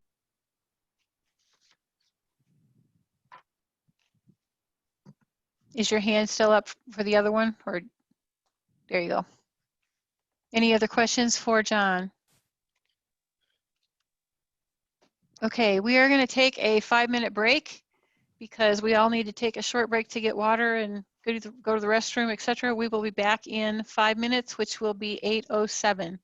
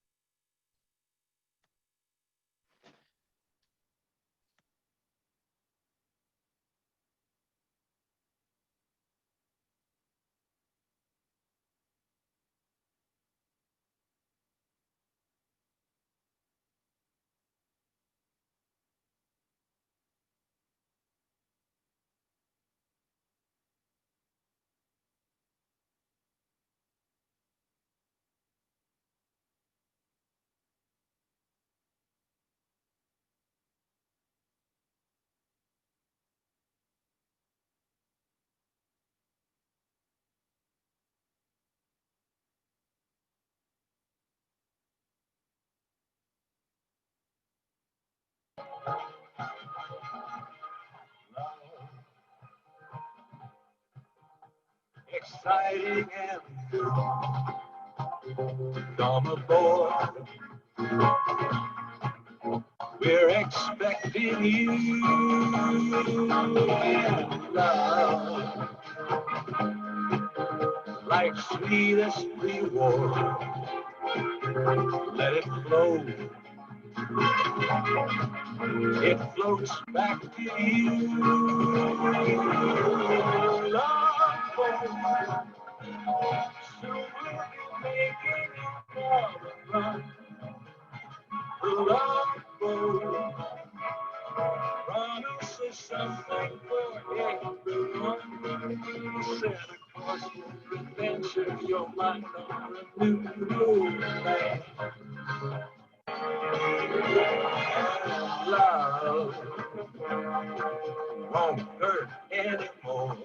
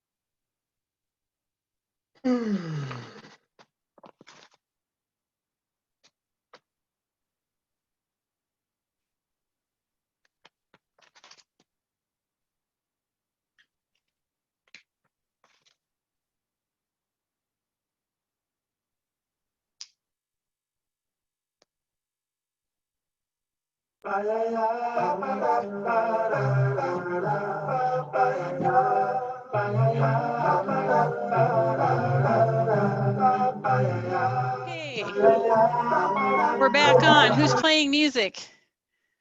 All right.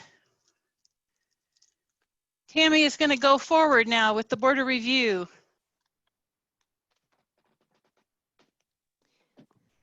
Okay, Board of Review. This budget is largely for personnel expenditures, and Mr. Zebo did make cuts to commodities and services for the recommended FY 2021 budget cuts. And there are approximately 2,054 appeals that were processed in 2019, and the board anticipates appeals for 2020 and 2021 to be slightly less than that level. Okay, questions for Mr. Zebo? This is primarily just the 3 staff people. Okay, Mr. Storr. Thank you. I don't know why, but at this particular point in looking over the budget, I started looking at alignment to the strategic plan. And sorry, Mr. Zebo, but I kind of landed right on you. And I wondered if you omitted a diverse and ethical work staff as an oversight, or if that was a deliberate omission. Can we talk about financial stuff here, Mr. Storr? I mean, you've been killing us all night with strange questions. Let me just say that the strategic plan items will be talked about when we get further into the budget. Tonight's just the financial piece. And when I prepare the budget for the board, I plan to address some of those things. Also, just to let you know, from terms of staff, there are 3 people on this Board of Review which the board has appointed, which I've appointed and the board has approved. Technically, they only actually have 2 that have been appointed recently. And so the diverse staff really applies to the appointment process because they don't have anyone working for them. So just in general, that's what I would say about that. But the strategic plan items will be addressed later, Chris, because I am going to match up what some of these initiatives are with the strategic plans. So thanks for bringing it up.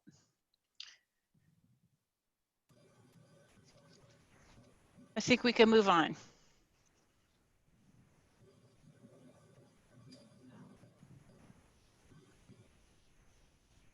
The Supervisor of Assessments is the next budget, and this budget is also largely personnel. 50% of the Supervisor of Assessment salary is reimbursed by the state. And for expenditures, this budget reflects the reduced cost of printing and mailing assessment notices per statutory requirements. There's also a reduction in license fees because those fees are now incorporated with the DevNet software.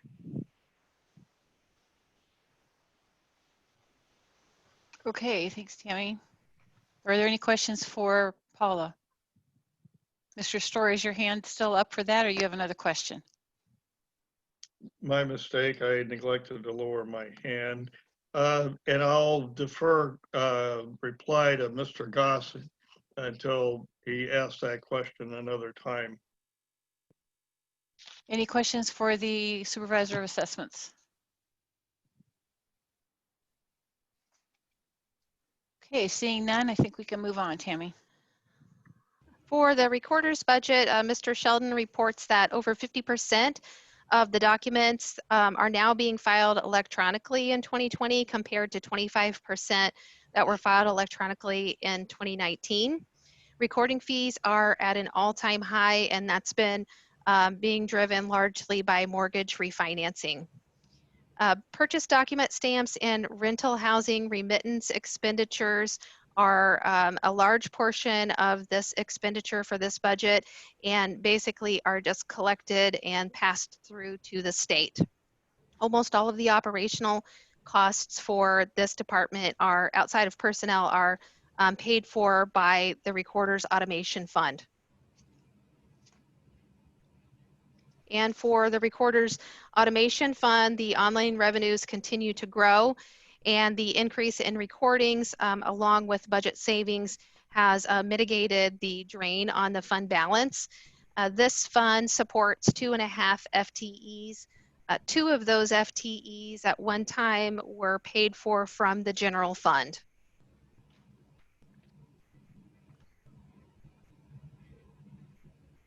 Okay, any questions for the recorder?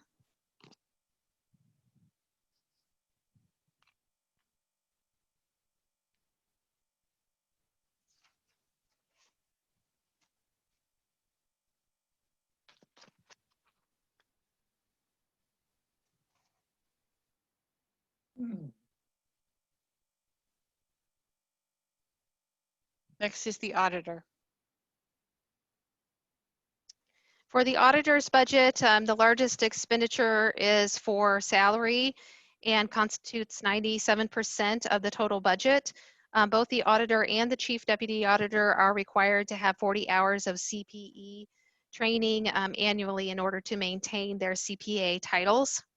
And staffing for this budget reduced compensation by about $12,500 in 2020, which will be recurring savings.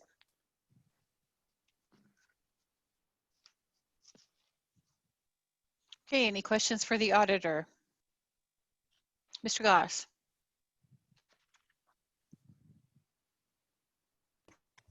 Yeah, so not required to have CPA. Why should we be paying for 2 certifications instead of 1? We always had to pay for 1. I understand it's required in 1 in the office, but now we have 2. For the simple reason that you now have, for the first time as an elected auditor, a CPA. I'm not going to lose my certification, certainly. I think that was a primary reason I was elected, and that the electorate expects it. It is valuable because in April, and that was a short time, I covered the duties of both the elected auditor and the chief deputy auditor. And my insights as a CPA were critical in getting past that period. I would have been prepared to bridge a longer gap, but luckily I did not have to. But if you had a decapitated how would an elected auditor maintain his expertise and his ability to restaff his chief deputy if he wasn't keeping up with continuing professional education? Anyway, it's not expensive. If you look at the salary line on conferences and training, we reduced it to $4,200, and that even includes hotels and transportation to Peoria or Springfield for the Illinois GFOA. So it's not an expensive line item. Okay, Ms. Michaels.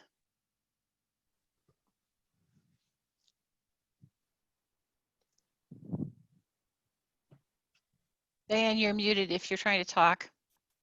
Sorry. Hey, we've got projected transactions up quite a little bit. I'm wondering if that has something to do with maybe having to go back and repost, or items that weren't posted for last year that are going to have to be posted in the coming year from the treasurer's area. And is that going to cost you any more in salaries to get that kind of put together? Because once they get their stuff together, I know it trickles into your office, and I want to make sure that, you know, that's not going to affect your budget for extra help or whatever you're going to need to get it done. No, what we foresee is that the new incoming treasurer will be absorbing all the 2020 bank reconciliation duties, and that anything that we do in parallel will be absorbed in this year's budget. Thanks. Okay, Ms. Furtado, did you have a question? Yes, I wanted to comment. I appreciate that the overall that your conference and training has gone down despite the fact that we have 2 CPAs, and I think we're getting, like you said, a good bang for the buck for that, and that the additional CPA training is more than accommodated by the amount of regular full-time employees' salaries that you've been able to diminish. I do have a question: is how were you able to do that? Almost every other department has seen an increase in their staffing levels. How were you able to realize a decrease? And I appreciate this. Your budget is one of the cleanest where I could just see the reduction in cost. So I appreciate that very much. Thank you. Thank you, Stephanie. The restaffing that occurred produced in the chief deputy's position produced that savings. The predecessor was actually beyond the range, and that was accomplished by board action in 2013. On top of the standard 2% negotiated raise, there was an additional 7% raise requested by my predecessor, John Farney. That's what made her so expensive. And so just going to regular market compensation levels, I was able to accomplish this saving. Mr. McGuire, do you have a question? Sure. I just want to agree with Mr. Goss that, well, it's good that they have the CPAs in the office. I don't know that the county, under the current budget issues, should be required to pay for that education. I'm not sure that with the delay in the audits, we still don't have this audit finished yet, that we've really gotten that money out of the additional education. Thank you. Okay, any other questions for the auditor? Yeah, George. Mr. Patterson. Hi. Do you have Yeah, George, did you complete the audit? Is that, because I just heard that it's not completed, but I remember you sending it to us. Yeah, I've completed 2 audits and I'm completing my 3rd in my 2.5-year term. I think Jim might be confused and referring to 2018 earlier. Of course, he was wrong. It was already posted, but 2019 is not done. That's not unusual. It's August, and the external auditor and all enforcement agencies have been unable to and unwilling to enforce anything on anyone given COVID. So I've already stated that my prognostication is that we will have it done by, that I'll be able to post the 2019 CAFR by election day 2019 and have the opinion returned by the end of the calendar year, which in this special year will basically be deemed on time as if it were June 30th. Oh, sounds good. And I just want to say, I think it's great that we have 2 CPAs in the office. I think that having professionals do this important work is something that the county values. Thank you. Thank you. I second Kyle's appreciation of having qualified people work in our offices. Thank you, Chris. Okay, seeing no further questions for the auditor, I think we can move on. Tammy? The next 4 budgets will be for the county clerk's office, with the first one being their general fund operating budget. And the grant reimbursement secured by the county clerk's office in fiscal year 2020 allowed for $29,000 of expenditures to be shifted from the general fund to the election assistance and accessibility grant fund. In 2021, there are 2 planned elections, and the budget includes appropriation for facilitating those 2 elections. If you remember, when the county board gave direction for preparation of the 2020 budget, it was to include appropriation to ensure a successful, and I can't remember the exact term, but basically the board directed that additional funding be provided to the county clerk for voter registration equipment. And that in working with the county clerk's office to put together a plan for the county to be able to absorb those costs, the VATs were, voter accessible terminals were actually pushed off until 2021. at anticipated cost of $350,000. So in light of the budget cuts for 2021, the county clerk's office has agreed to more of an incremental approach to the replacement of the VATs. And rather than the full appropriation of the $350,000, this budget includes $85,000 for the VATs in the early voting and high traffic polling locations, with a plan if there isn't legislation to change the way that we vote in the future, that there will be incremental funding to be able to replace those in a more, a less impacting way to the county budget. The county clerk surcharge fund is essentially a pass-through fund in order to collect and submit payments to the state for marriage and death certificates. The election assistance and accessibility grant will see significant increase in revenue in fiscal year 2020 related to CARES Act and the postage grants that will offset the costs associated with a Senate bill that required the vote by mail.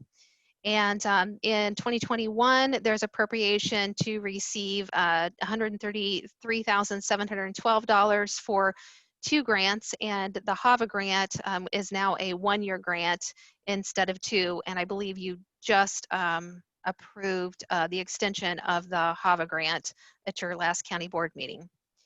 Grant money for 2021 will continue to be used for voter registration program costs and maintenance, as well as maintaining the upgraded security for elections.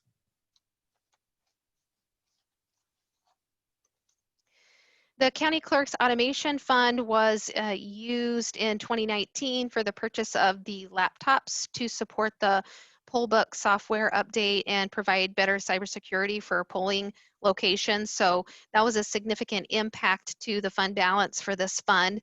Therefore, the future goal is to let this fund build up a balance again so that it can be used for future technology and capital purchases. Hey, are there any questions for the clerk's budget? We've talked about these quite a bit in the last several meetings. Okay, seeing none, go ahead and move on, Tammy. Get the fuck out of here.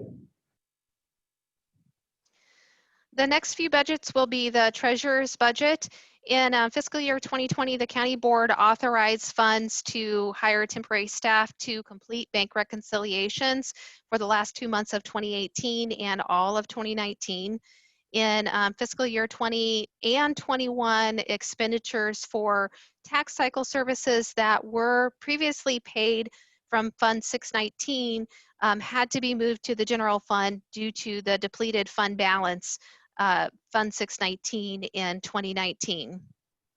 I will say that when we initially asked for the budget amendment for these costs in fiscal year 2020, it was based on historical costs.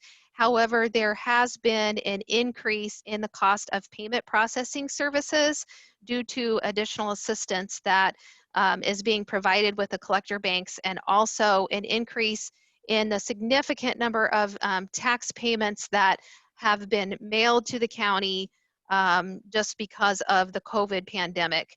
So it is very likely that in fiscal year 2020, there will be a need for an additional budget amendment to increase appropriation for some of these tax cycle services in the general fund. There's a possibility that the county may be able to cover those increased costs with CURE grant funding. However, we need to get additional clarification on that from DCEO. The Treasurer's Working Cash Fund is the next fund, and it is established by statute and essentially provides an opportunity for tax-supported county funds to borrow under specific statutory conditions. The revenue for this fund is from investment interest, and this fund essentially hasn't not been used or loaned. Funds from this fund have not been loaned to other county funds. in several years. And what happens at the end of the year is the interest income is swept from this fund and into the general fund.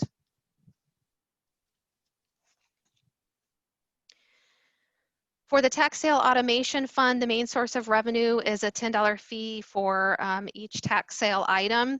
And this fund supports office technology as well as historically paid for some of the real estate tax billing processes and lockbox collection expenses.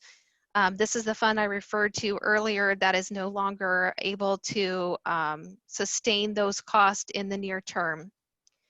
For fiscal year 2023, the computers in the treasurer's office will need to be replaced, and that will come from this fund. So it is necessary for us to build this fund balance back up.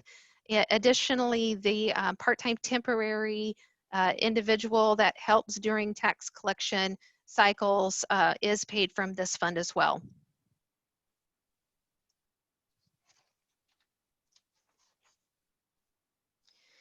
The Treasurer's Tax Property Interest Fee Fund is also another fund that is essentially a pass-through of interest income earned to the general fund.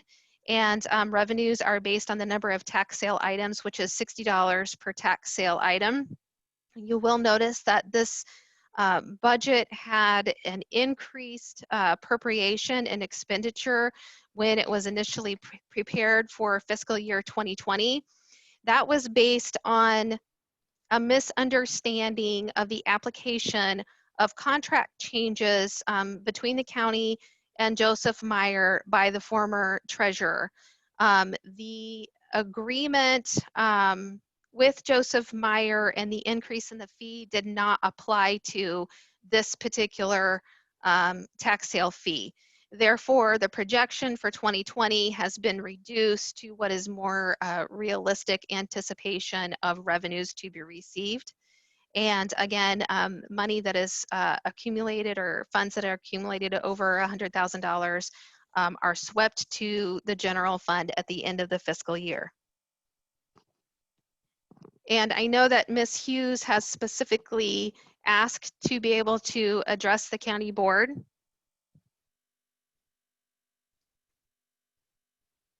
I'm going to go ahead and let Stephanie ask her question first. Do you Okay. want to ask your question of this, of what the information was, Stephanie? Yeah, Tammy, I actually have two quick questions. I know in the past that sometimes when revenues were coming in, like our first tax wasn't received yet, that we had to borrow from public safety sales tax, just for an point of information. In the future, is the treasurer working cash another place where if that ever happened that we could do that sort of short-term borrowing? Well, we generally, when we borrow, have to borrow at a much larger scale than what this fund would allow for. Okay, yeah, that is true. I just was curious, but it could work in the same way if the board would that require board approval, that sort of transaction? I don't believe so, but I do know that when Mr. Welsh was here, there was a consideration of borrowing from this fund for the nursing home fund. And after he did some further research, he was unwilling to go forward with that because I think there are some really stringent penalties for it not being paid back. Being paid back in the same fiscal year? Yes. Okay. And then my second question is, I know that we've discussed these lock boxes before, but I'm not actually seeing, can you point out to me the line? I know that we are anticipating that the lockbox collection cost is going to be greater than we budgeted, is my understanding, but I guess I'm just not seeing that on here. It's on page 139 in 53307 professional services. Okay, so it's not an automation, it's just in the general treasury. Right, yeah. Okay. And I know you had anticipated trying to see if some of the Cures Act, because not in total, but in a large part, it's being driven by COVID. Have you had a chance, have you heard back about that? If that I did get an initial response from DCEO that this would not be considered an allowable cost. However, their justification is one that I question. because they alluded to this being a revenue impact, and it's really not. It's facilitating the receipt of revenue, but it is not actual revenue. And therefore, I plan to follow up with the administrator for the grant and pose my question again in an even clearer manner. If that does not happen, would we need to appropriate for the general fund, do you think? Do you Yes, anticipate? I think you're going to have to likely do a budget amendment anyway. What I'm just saying is that part of that budget amendment may be offset in terms of revenue. Well, I appreciate your diligence. I know that you're following up on not just this, but everything in related to what we can get reimbursed for. So I appreciate that very much. Thank you. Okay, I think the treasurer is here this evening. She would like to speak with the board. Marisol? Okay, do you listen me? Do you hear me? Yeah, we can hear you. Good evening, everybody. Just I want to talk with the board and just will let you know in general what happened with our office. And really right now we are a short staff, and just I want to give the general idea why we are a short staff right now, because we have backlog of unprocessed work and other operational issues inherent from previous administrations. The limitations of the DevNet system software require long hours of manual labor to input data and to fix the errors. We are providing different services, for example, to the public, accepting payments and answering phone calls, to the departments as well, working with 7,440 cash receipts, and taxing bodies. We have 500 districts. We had 31 banks accounts on the treasurer side and 30 accounts on the collector side. Each of the accounts requires daily maintenance and monthly reconciliations. And other thing as well is I don't have a secretary, and all elected officials have a secretary, and I need to do everything. I need to work in my calendar and my schedule, my meetings and the letters and everything. And also I am in charge of this department as well. Because I want this department move forward, I'm trying to work with my staff and everything. I'm trying to just honor our commitment. And I'm trying to fix right now with the problems we had with DevNet, and to fix right now the problems we had with ACHs. We had a lot, 86 pages for duplicate payments. We are trying to reflect the real amounts because right now are overestimate the amounts. And also the districts are waiting for us to distribute the money. And we are trying to distribute the money in the right way. But right now we are not ready to distribute because when I mentioned before, the amounts are not really the correct amounts. Really our commitment are working for the county, but in the other way, it's too much. It's too much because we had a lot of issues to resolve every day, different issues. And really my staff is busy all the time. And today I hired a new account clerk, and we're trying to train her, and the due date is coming soon. And I would like you please think about and also the thing really for us is important to hire another person because we are a short staff.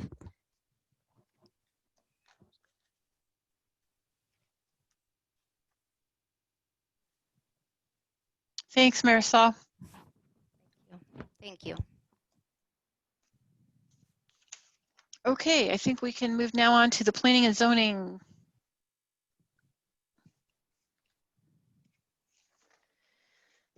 Per Mr. Hall, zoning cases in 2020 are almost non-existent, with only 8 cases projected for the year, but an anticipated hopeful rebound for 2021. Zoning use permits and fees are expected to be strong in 2021 with 169 permits and $44,000 in fees. And enforcements or nuisance complaints in fiscal year 2019 increased by 51% over the 5-year average, and in 2020 are expected to more than double. It is hoped that planning staff freed from zoning cases may be able to help with resolving complaints. And one thing that I noted in the memo that I put in the beginning of the budget binder was a possible receipt of the solar farm zoning permit fee of around $193,000. I just want to point out that that is not included in the 2021 budget. The anticipation of receipt of that is unknown at this time. Although there is a possibility of that coming to fruition in 2021. The other budget that is under the purview of planning and zoning, it was moved there a couple of years ago, is solid waste management. And for this budget, the revenue to expenditure deficit represents the county's contribution to collection events. For the COVID-19 pandemic disruption, most of the planned events were not able to take place. In 2021, there are 2 residential electronic collection events and 1 EPA one-day event that will be held. The fund balance of this fund is declining year over year, and ultimately another revenue source will need to be identified in order to continue to fund these collection and recycling events.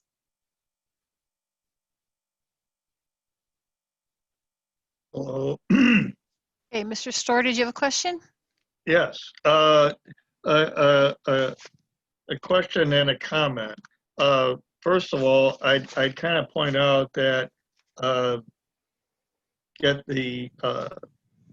of the most significant things that's happened with regard to solid waste management has been this electronics waste collection and the planning for the household hazardous waste.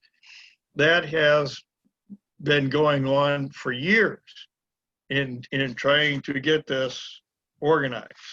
And it's been for the, oh heck, now her name escapes me, but the good lady that works with John Hall has been working on this, and also in helping to establish a new nonprofit organization, Champaign County Environmental Stewards, who are working to try to make a year-round household hazardous waste and electronics waste collection to keep these dangerous items out of landfills and road ditches. And this is a very important task, solid waste management, and I hope that we can find ways to help support this, because it's our drinking water. It's protecting our drinking water.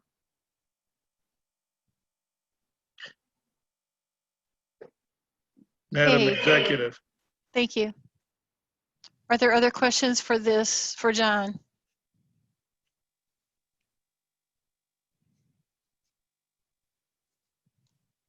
Okay, seeing none. Tammy, do you want to move? Okay, we will move on to information technology. And one of the biggest changes that we will see in 2020 related to this fund is the retirement of Mr. Rhodes, our long-serving IT director. For fiscal year 2021, there is an increase in computer infotech services, and that is for the CAMA software costs, which are associated with the DevNet system. Those are partially reimbursed, so there's also a revenue line that's associated with offsetting some of these costs. In fiscal year 2020, IT incurred a significant cost related to allowing employees to work from home during the pandemic, and it is anticipated that these costs will be reimbursed through grant funding, but it is likely that IT will need to come to the board for a budget amendment for some of these costs closer to the end of the year to be able to pay for other expenditures that are historically paid from this line.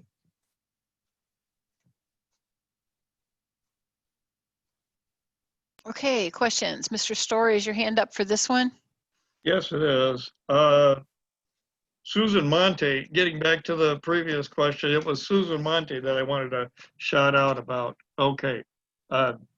Bless her for the good work that she's done for so many years in trying to get the environmental work. But I am a bit concerned about the reliance on the AS400 and the unique programming that has to be done with this.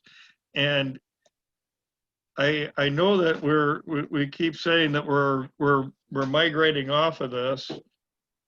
How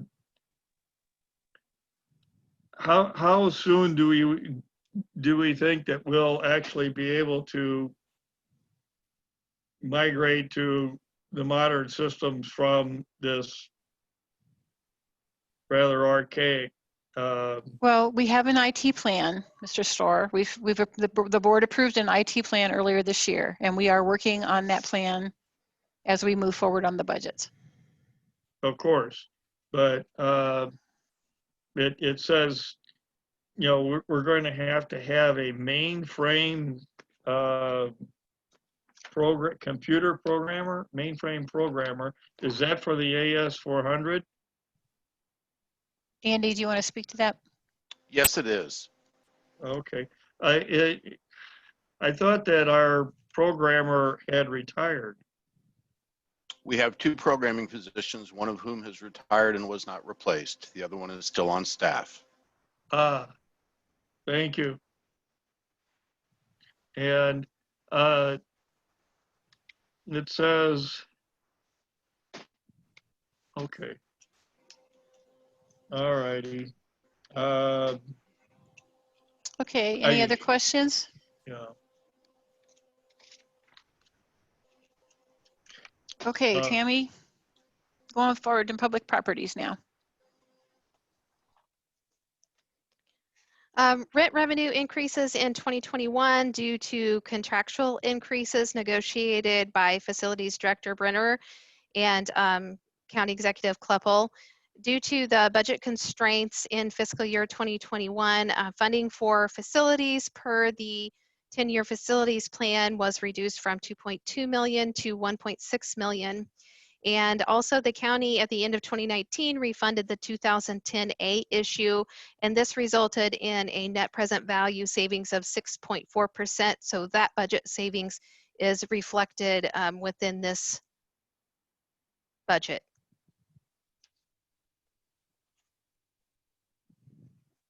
Questions for Dana?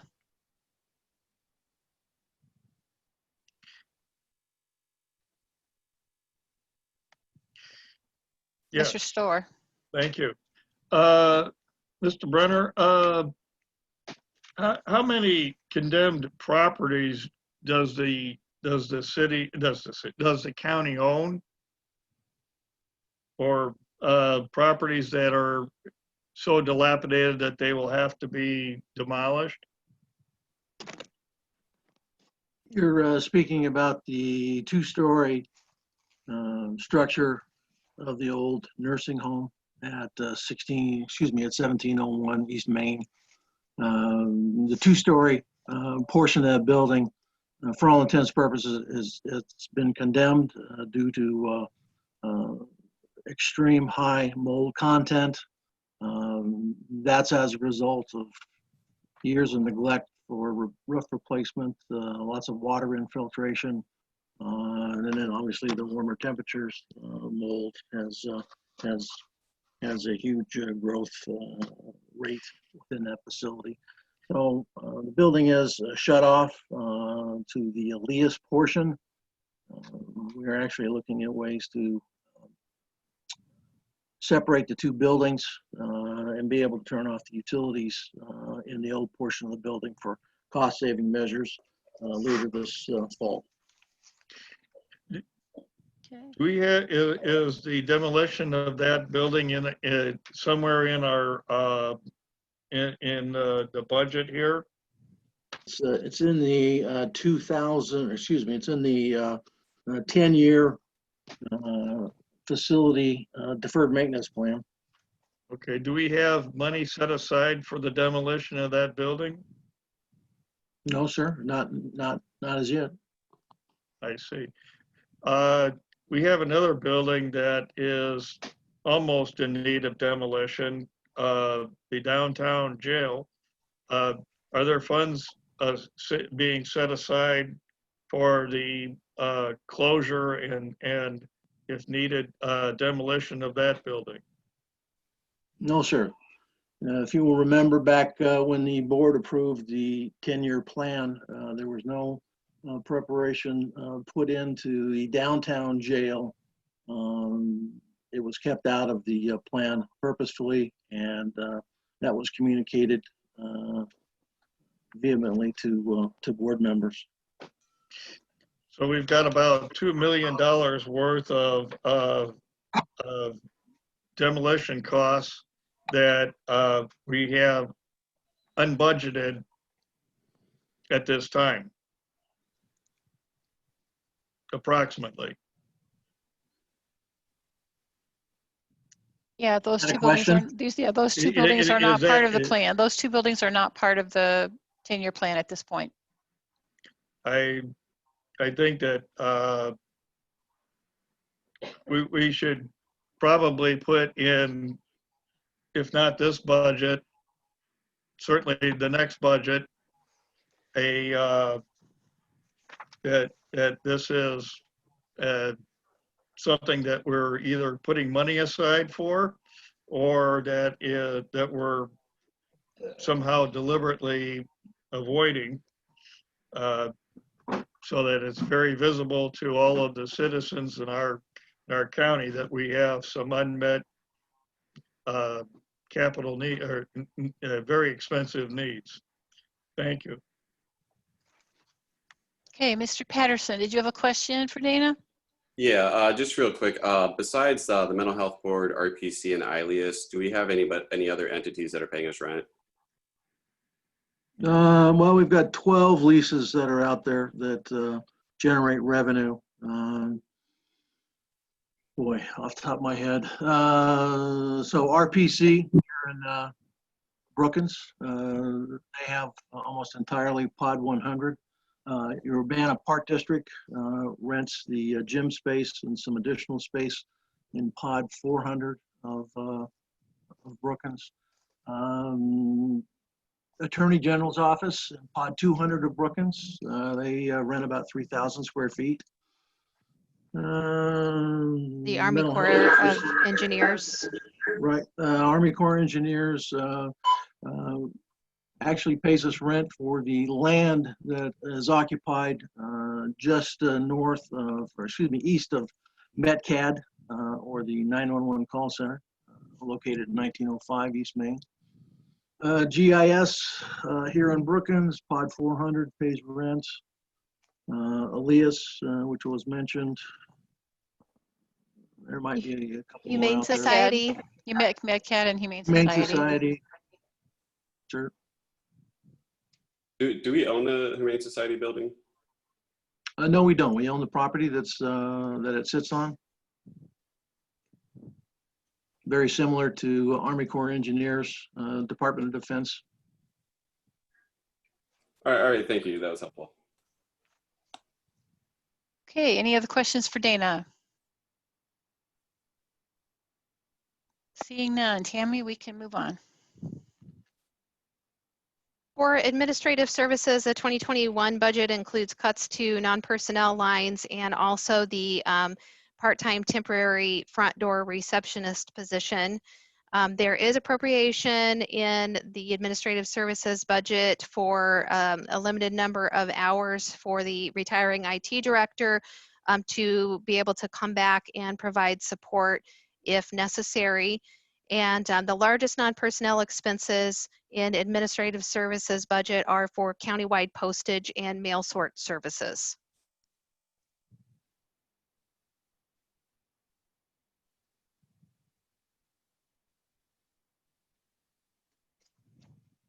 Okay, Chris, do you have a question on this one?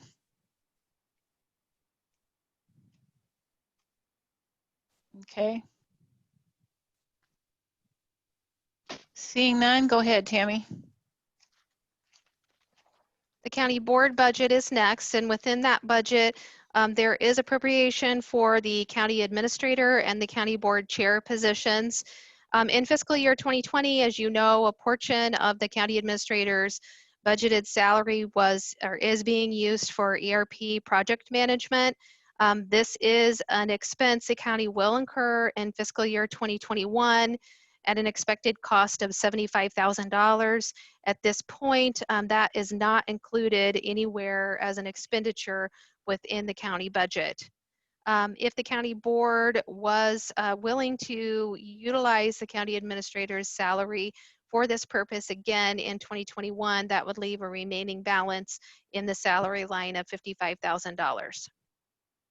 For expenditures, the City of Champaign now organizes the Martin Luther King event. And so for fiscal year 2021, the appropriation for this is the county's contribution towards that event. The largest non-personnel expenditure in this budget is for county board membership dues to various organizations.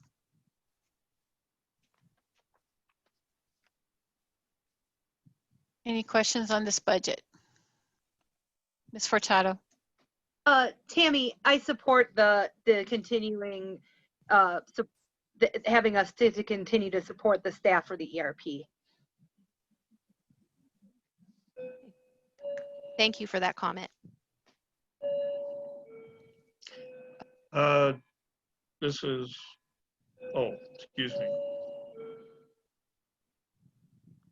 Kyle, do you have a question? Yeah, is the drop in the per diem, is that the mileage?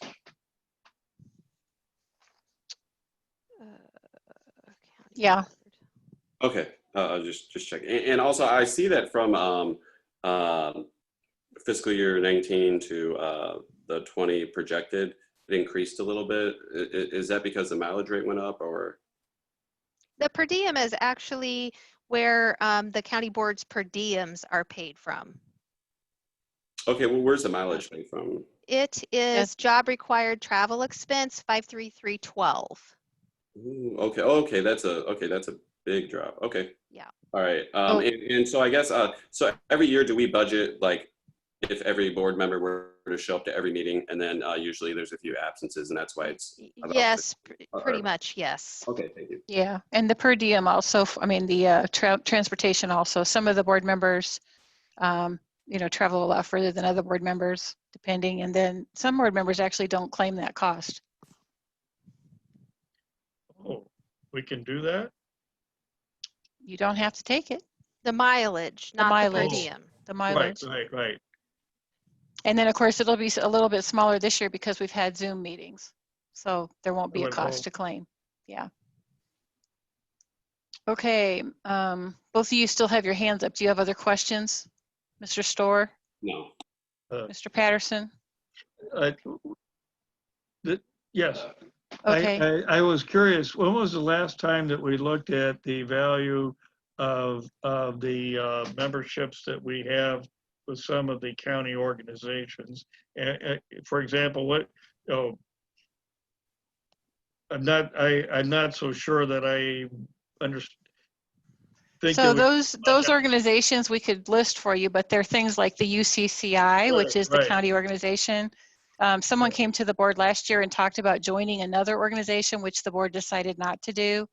Tammy, are the other memberships, like for the Chamber of Commerce and the Visitors Bureau, those things are in here as well? The county belongs to the Chamber of Commerce, the Visit Champaign County, the Economic Development Center Corporation. Those Regional Planning Commission. Regional Planning Commission membership dues, yeah. NACO. I just encourage some of the county, the executive, and maybe in cooperation with the county board member or caucuses to examine some of those dues that we pay and see if we, I think the membership to the local organizations is pretty good. I just wonder what we get out of some of the other organizations, the county organizations. Thank you. Sure. So let me say many of those come to the board meeting to make presentations. Anybody, and also they have board liaisons that might be attached to them. So that those would be the connections the board currently has to basically check out the value. If there's a board liaison to the group, or if they're coming to the board to make a presentation at various times during the year. So I've tried to actually, all the partnerships that the board sponsors, I've tried to have come and do presentations throughout the year this year. So hopefully you've met all of them, other than the county. So the like UCCI doesn't come. Any other questions?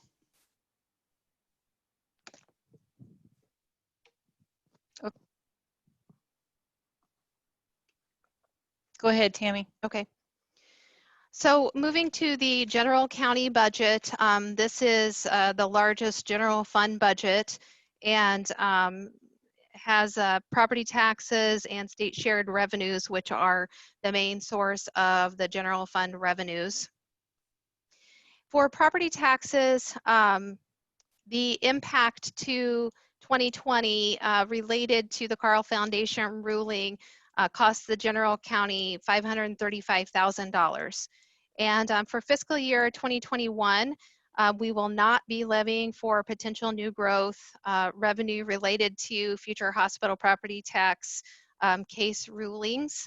I do want to make sure the board is aware that there is still remaining potential liability involving other hospital property tax exemption cases, and that we have utilized our reserve fund balance towards the Carl Foundation ruling amount.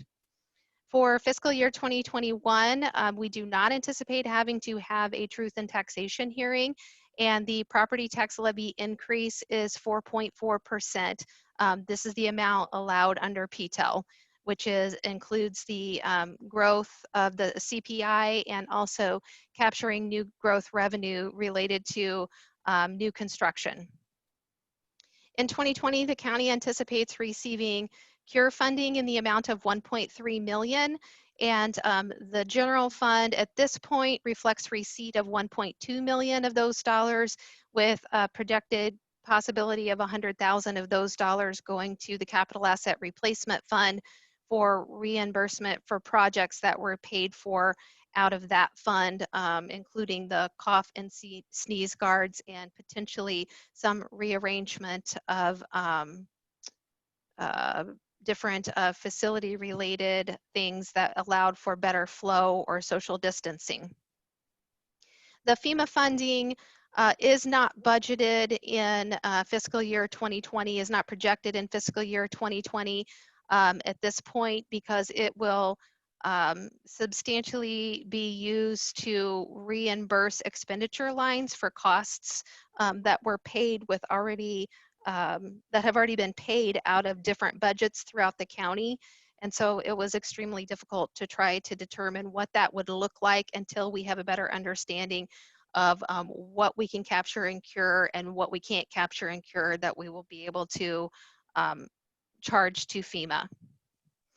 For state shared revenues, I just want to say that I believe that they are conservatively budgeted at this point. It is still extremely difficult to determine where we're going to be at the end of 2020, let alone trying to budget for 2021. You know, the ongoing impact of the pandemic is just really still uncertain. And as much reading as I have done, I still don't have a good, you know, feeling of where we need to be in terms of budgeting. So I am taking a conservative approach. And I will say that the Illinois Municipal League had done a survey of economists, and the majority of the economists that were surveyed predicted contractions could continue until at least the first quarter of 2021 or later. I also read a recent article in Governing Magazine. It was published just this month, that talked about sales tax receipts could creep towards near normal levels, but not until the second half of 2021. However, unemployment will continue to be a drag on income and sales taxes until at least late 2021. So we'll continue to monitor sales tax revenues. I will say in terms of performance thus far in fiscal year 2020, we are in a little better position in some of the sales taxes than I thought that we were going to be. But I just feel that it is essential for us to be conservative in preparation of the 2021 budget. For income taxes, the state did discontinue the 5% cut.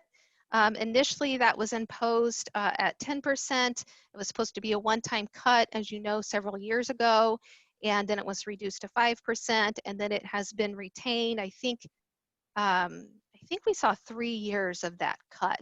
Well, the state did not continue that cut effective in July of 2020, but I will tell you that that cut costs Champaign County $690,000 over the period that it was in place. For personal property replacement taxes, the Illinois Department of Revenue provides those estimates, and they reflect significant declines in 2021 due to the economic slowdown that was caused by COVID-19. For 1 cent sales tax revenues, the FY 2020 projection reflects a 26% decline compared to budget. And that is related to the impact of the pandemic, but also related to declining revenues for one of our top 10 sales taxpayers that started back late in 2019. So we talk about this every year, that around 60% of the 1 cent sales tax revenues comes from the top 10 taxpayers. And the operational changes of one of those, or the closure of one of those businesses, can significantly be reflected in this revenue stream. And so we are seeing that impact in addition to the impact of the pandemic that have caused these revenues to decline pretty significantly in 2020. For the quarter cent sales tax, the 2020 projection is a decline of 12.3% compared to budget. And level the playing field legislation that was supposed to take effect July 1st of this year was pushed off by the state.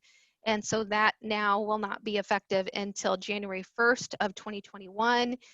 It is anticipated that that will have a favorable impact on sales tax revenues, although it's uncertain exactly what that will look like. For use tax, this is one of the few tax lines that we are projecting continued growth over the prior year in fiscal year 20 and 2021, largely due to strong online sales and also the Wayfair ruling that went into effect in 2019. I will say that there is anticipated to be some shift between use tax and our local taxes as a result of the level the playing field legislation. So some things that were being taxed under use tax will now be taxed under sales tax. So again, another source of uncertainty into exactly what that shift will look like as we move through the changing or the implementation of that legislation in January.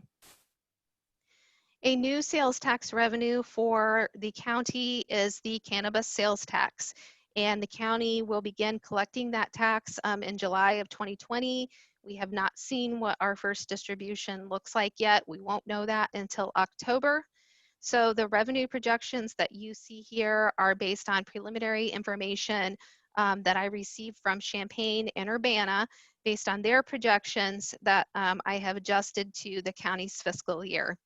If you remember right, the county board passed the cannabis sales tax ordinance last year, and it implemented a 3% tax on the gross receipts of sales that were made in Champaign, the municipalities of Champaign County, and 3.75% of the gross receipt of sales for businesses in the unincorporated area, which at this time, I don't believe there are any.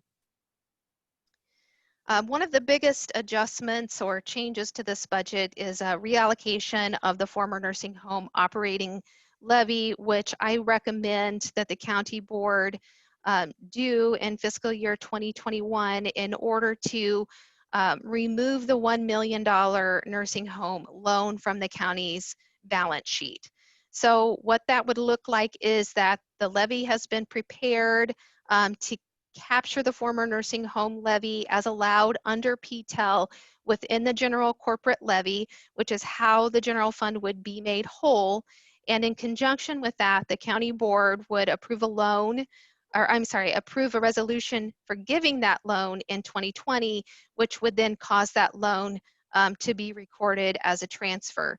So in conjunction with the reallocation of the levy to the general corporate fund line, you will also see an expenditure of $1 million that is in the expenditure line, which basically accommodates recording this loan as a transfer and removing it from the balance sheet. Darlene, do you want me to go ahead to general county expenditures? Yep, go ahead. Okay. So the expenditure highlights, basically the largest expenditure in this budget is for the county's contribution to general fund employee health and life insurance and employee wellness plan for general fund employees. We did see just under a 7% increase in the premium. This budget reflects an 8.8% increase in cost based on the current census for county employees within the general fund. Additionally, I need to flip over to this page. Within the expenditure lines, sorry. For 51101 audit and accounting services, the original appropriation for audit and accounting services was $77,000. Because the 2018 audit wasn't completed in 2019, some of the 2018 costs are going to be incurred in 2020. And in addition to that, there is an anticipation that the county will incur additional costs associated with the provision of services for the outside auditor that are outside of the scope of quoted services.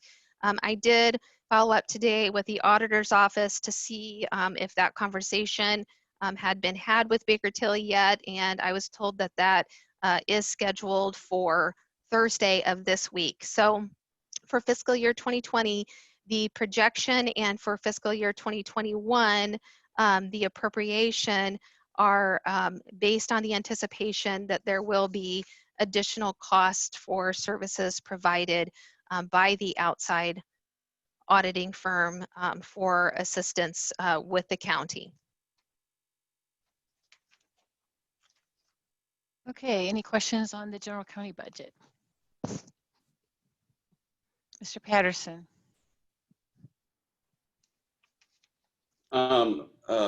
Tammy, you mentioned with the cannabis sales tax that we started collecting it in July. Is that because of that was the time frame in which we passed the tax, or no? The tax was initially supposed to be effective April 1st, I believe, and maybe January 1st. I'm sorry, my brain's in overtime tonight. It was supposed to be effective earlier this year. However, the state delayed implementation. Okay, so the state essentially had like a sort of tax holiday or something for sales tax? Well, they were charging their sales tax, but not ours. Oh. All right. And do we? Because I see that we have budgeted for it. Where's that revenue go? Is that revenue being utilized for anything, or is that just going to the fund balance? Well, basically it is going into the general fund and to support the services that are being provided by the general fund. In other words, it is helping to balance the general fund budget. All right, thanks. Mr. Esri. Yes, thanks. Hopefully just a quick question. Mentioning the nursing home, since we aren't getting monthly reports, how many residents are we still paying on? I think we're down to 2. We thought we were down to 1, but 1 got put back on for some reason. So I think we're actually paying partial payment for 2. The schedule says that we will pay 4 residents through December of this year if the state doesn't kick in the funding. We're only paying a partial payment, so University Rehab is making the other part of the payment at this point. And if they do get, we do have revenue that will be coming back to the county for the ones that have been approved over the past year. There's revenues that we will be able to get from the time that they were certified or should have been certified. So that's a back payment basically. Yep. Okay, thank you. So I will say we actually have a credit with University Rehab for overpayment that was generated by our PAP payment in addition to the back pay. So we did request half of that credit to be refunded to the county, and that was about $45,000 that we got a check for a week or 2 ago. So I don't anticipate we're actually going to have to extend any more dollars, even though we're still obligated. I think that we'll just continue to draw down on that credit to the end of the year and potentially receive an additional refund. And that's why you see, oh, well, I guess no, you don't see, but that's why you will see tomorrow night in the nursing home budget that if I remember right, there's no PAP appropriated for fiscal year 2020 because largely matching those residents with payer sources resulted in revenue back to the county. Okay, Mr. Storr, did you have a question? Yes, I did. To follow up what Mr. Patterson asked earlier, do we, with respect to this cannabis sales tax revenue, are we restricted in some ways in how we might spend that? So I had an extensive conversation with the state's attorney's office last year when the county implemented this revenue, and I would have to revisit exactly all of that discussion, but essentially the county board can, through the budget, direct how this would be expended, but it is a general sales tax revenue that needs to be receipted and not restricted in terms of utilization year over year. So in other words, it is a revenue stream that needs to be receipted into the general fund budget. And if the county board chooses through the budget process to utilize this funding in a certain way, it's not restricted from doing that. It just cannot receipt this revenue in a special fund and then tie it up for certain purposes forever. It is a general county revenue source. Thank you. Mr. Esri, did you have another question? No, sorry, I forgot to lower my hand. Sorry. Okay. Ms. Furtado, did you have a question? Yes, real quick. To follow up on Mr. Esri's question, if we do receive money back for those folks that we've been paying for, is our plan to just let that go to the general fund, or Tammy, are you anticipating we would appropriate that against one of the funds that is still owed by the nursing home? Well, it would be receipted in the nursing home fund and then utilized for services which are going to be very minimal in 2021, and then appropriated to, yes, if there are remaining funds, dispersed back to funds that have obligations owed by the home. All right, thanks. Okay, any other questions about the general county fund? We have one last little fund that should be pretty easy. Yes, the Tornado Siren Fund. So this was a new fund in 2019 and is basically a pass-through fund. It was utilized for a new system in 2019, and now there are just ongoing subscription costs that are paid out of this fund and reimbursed by other government entities.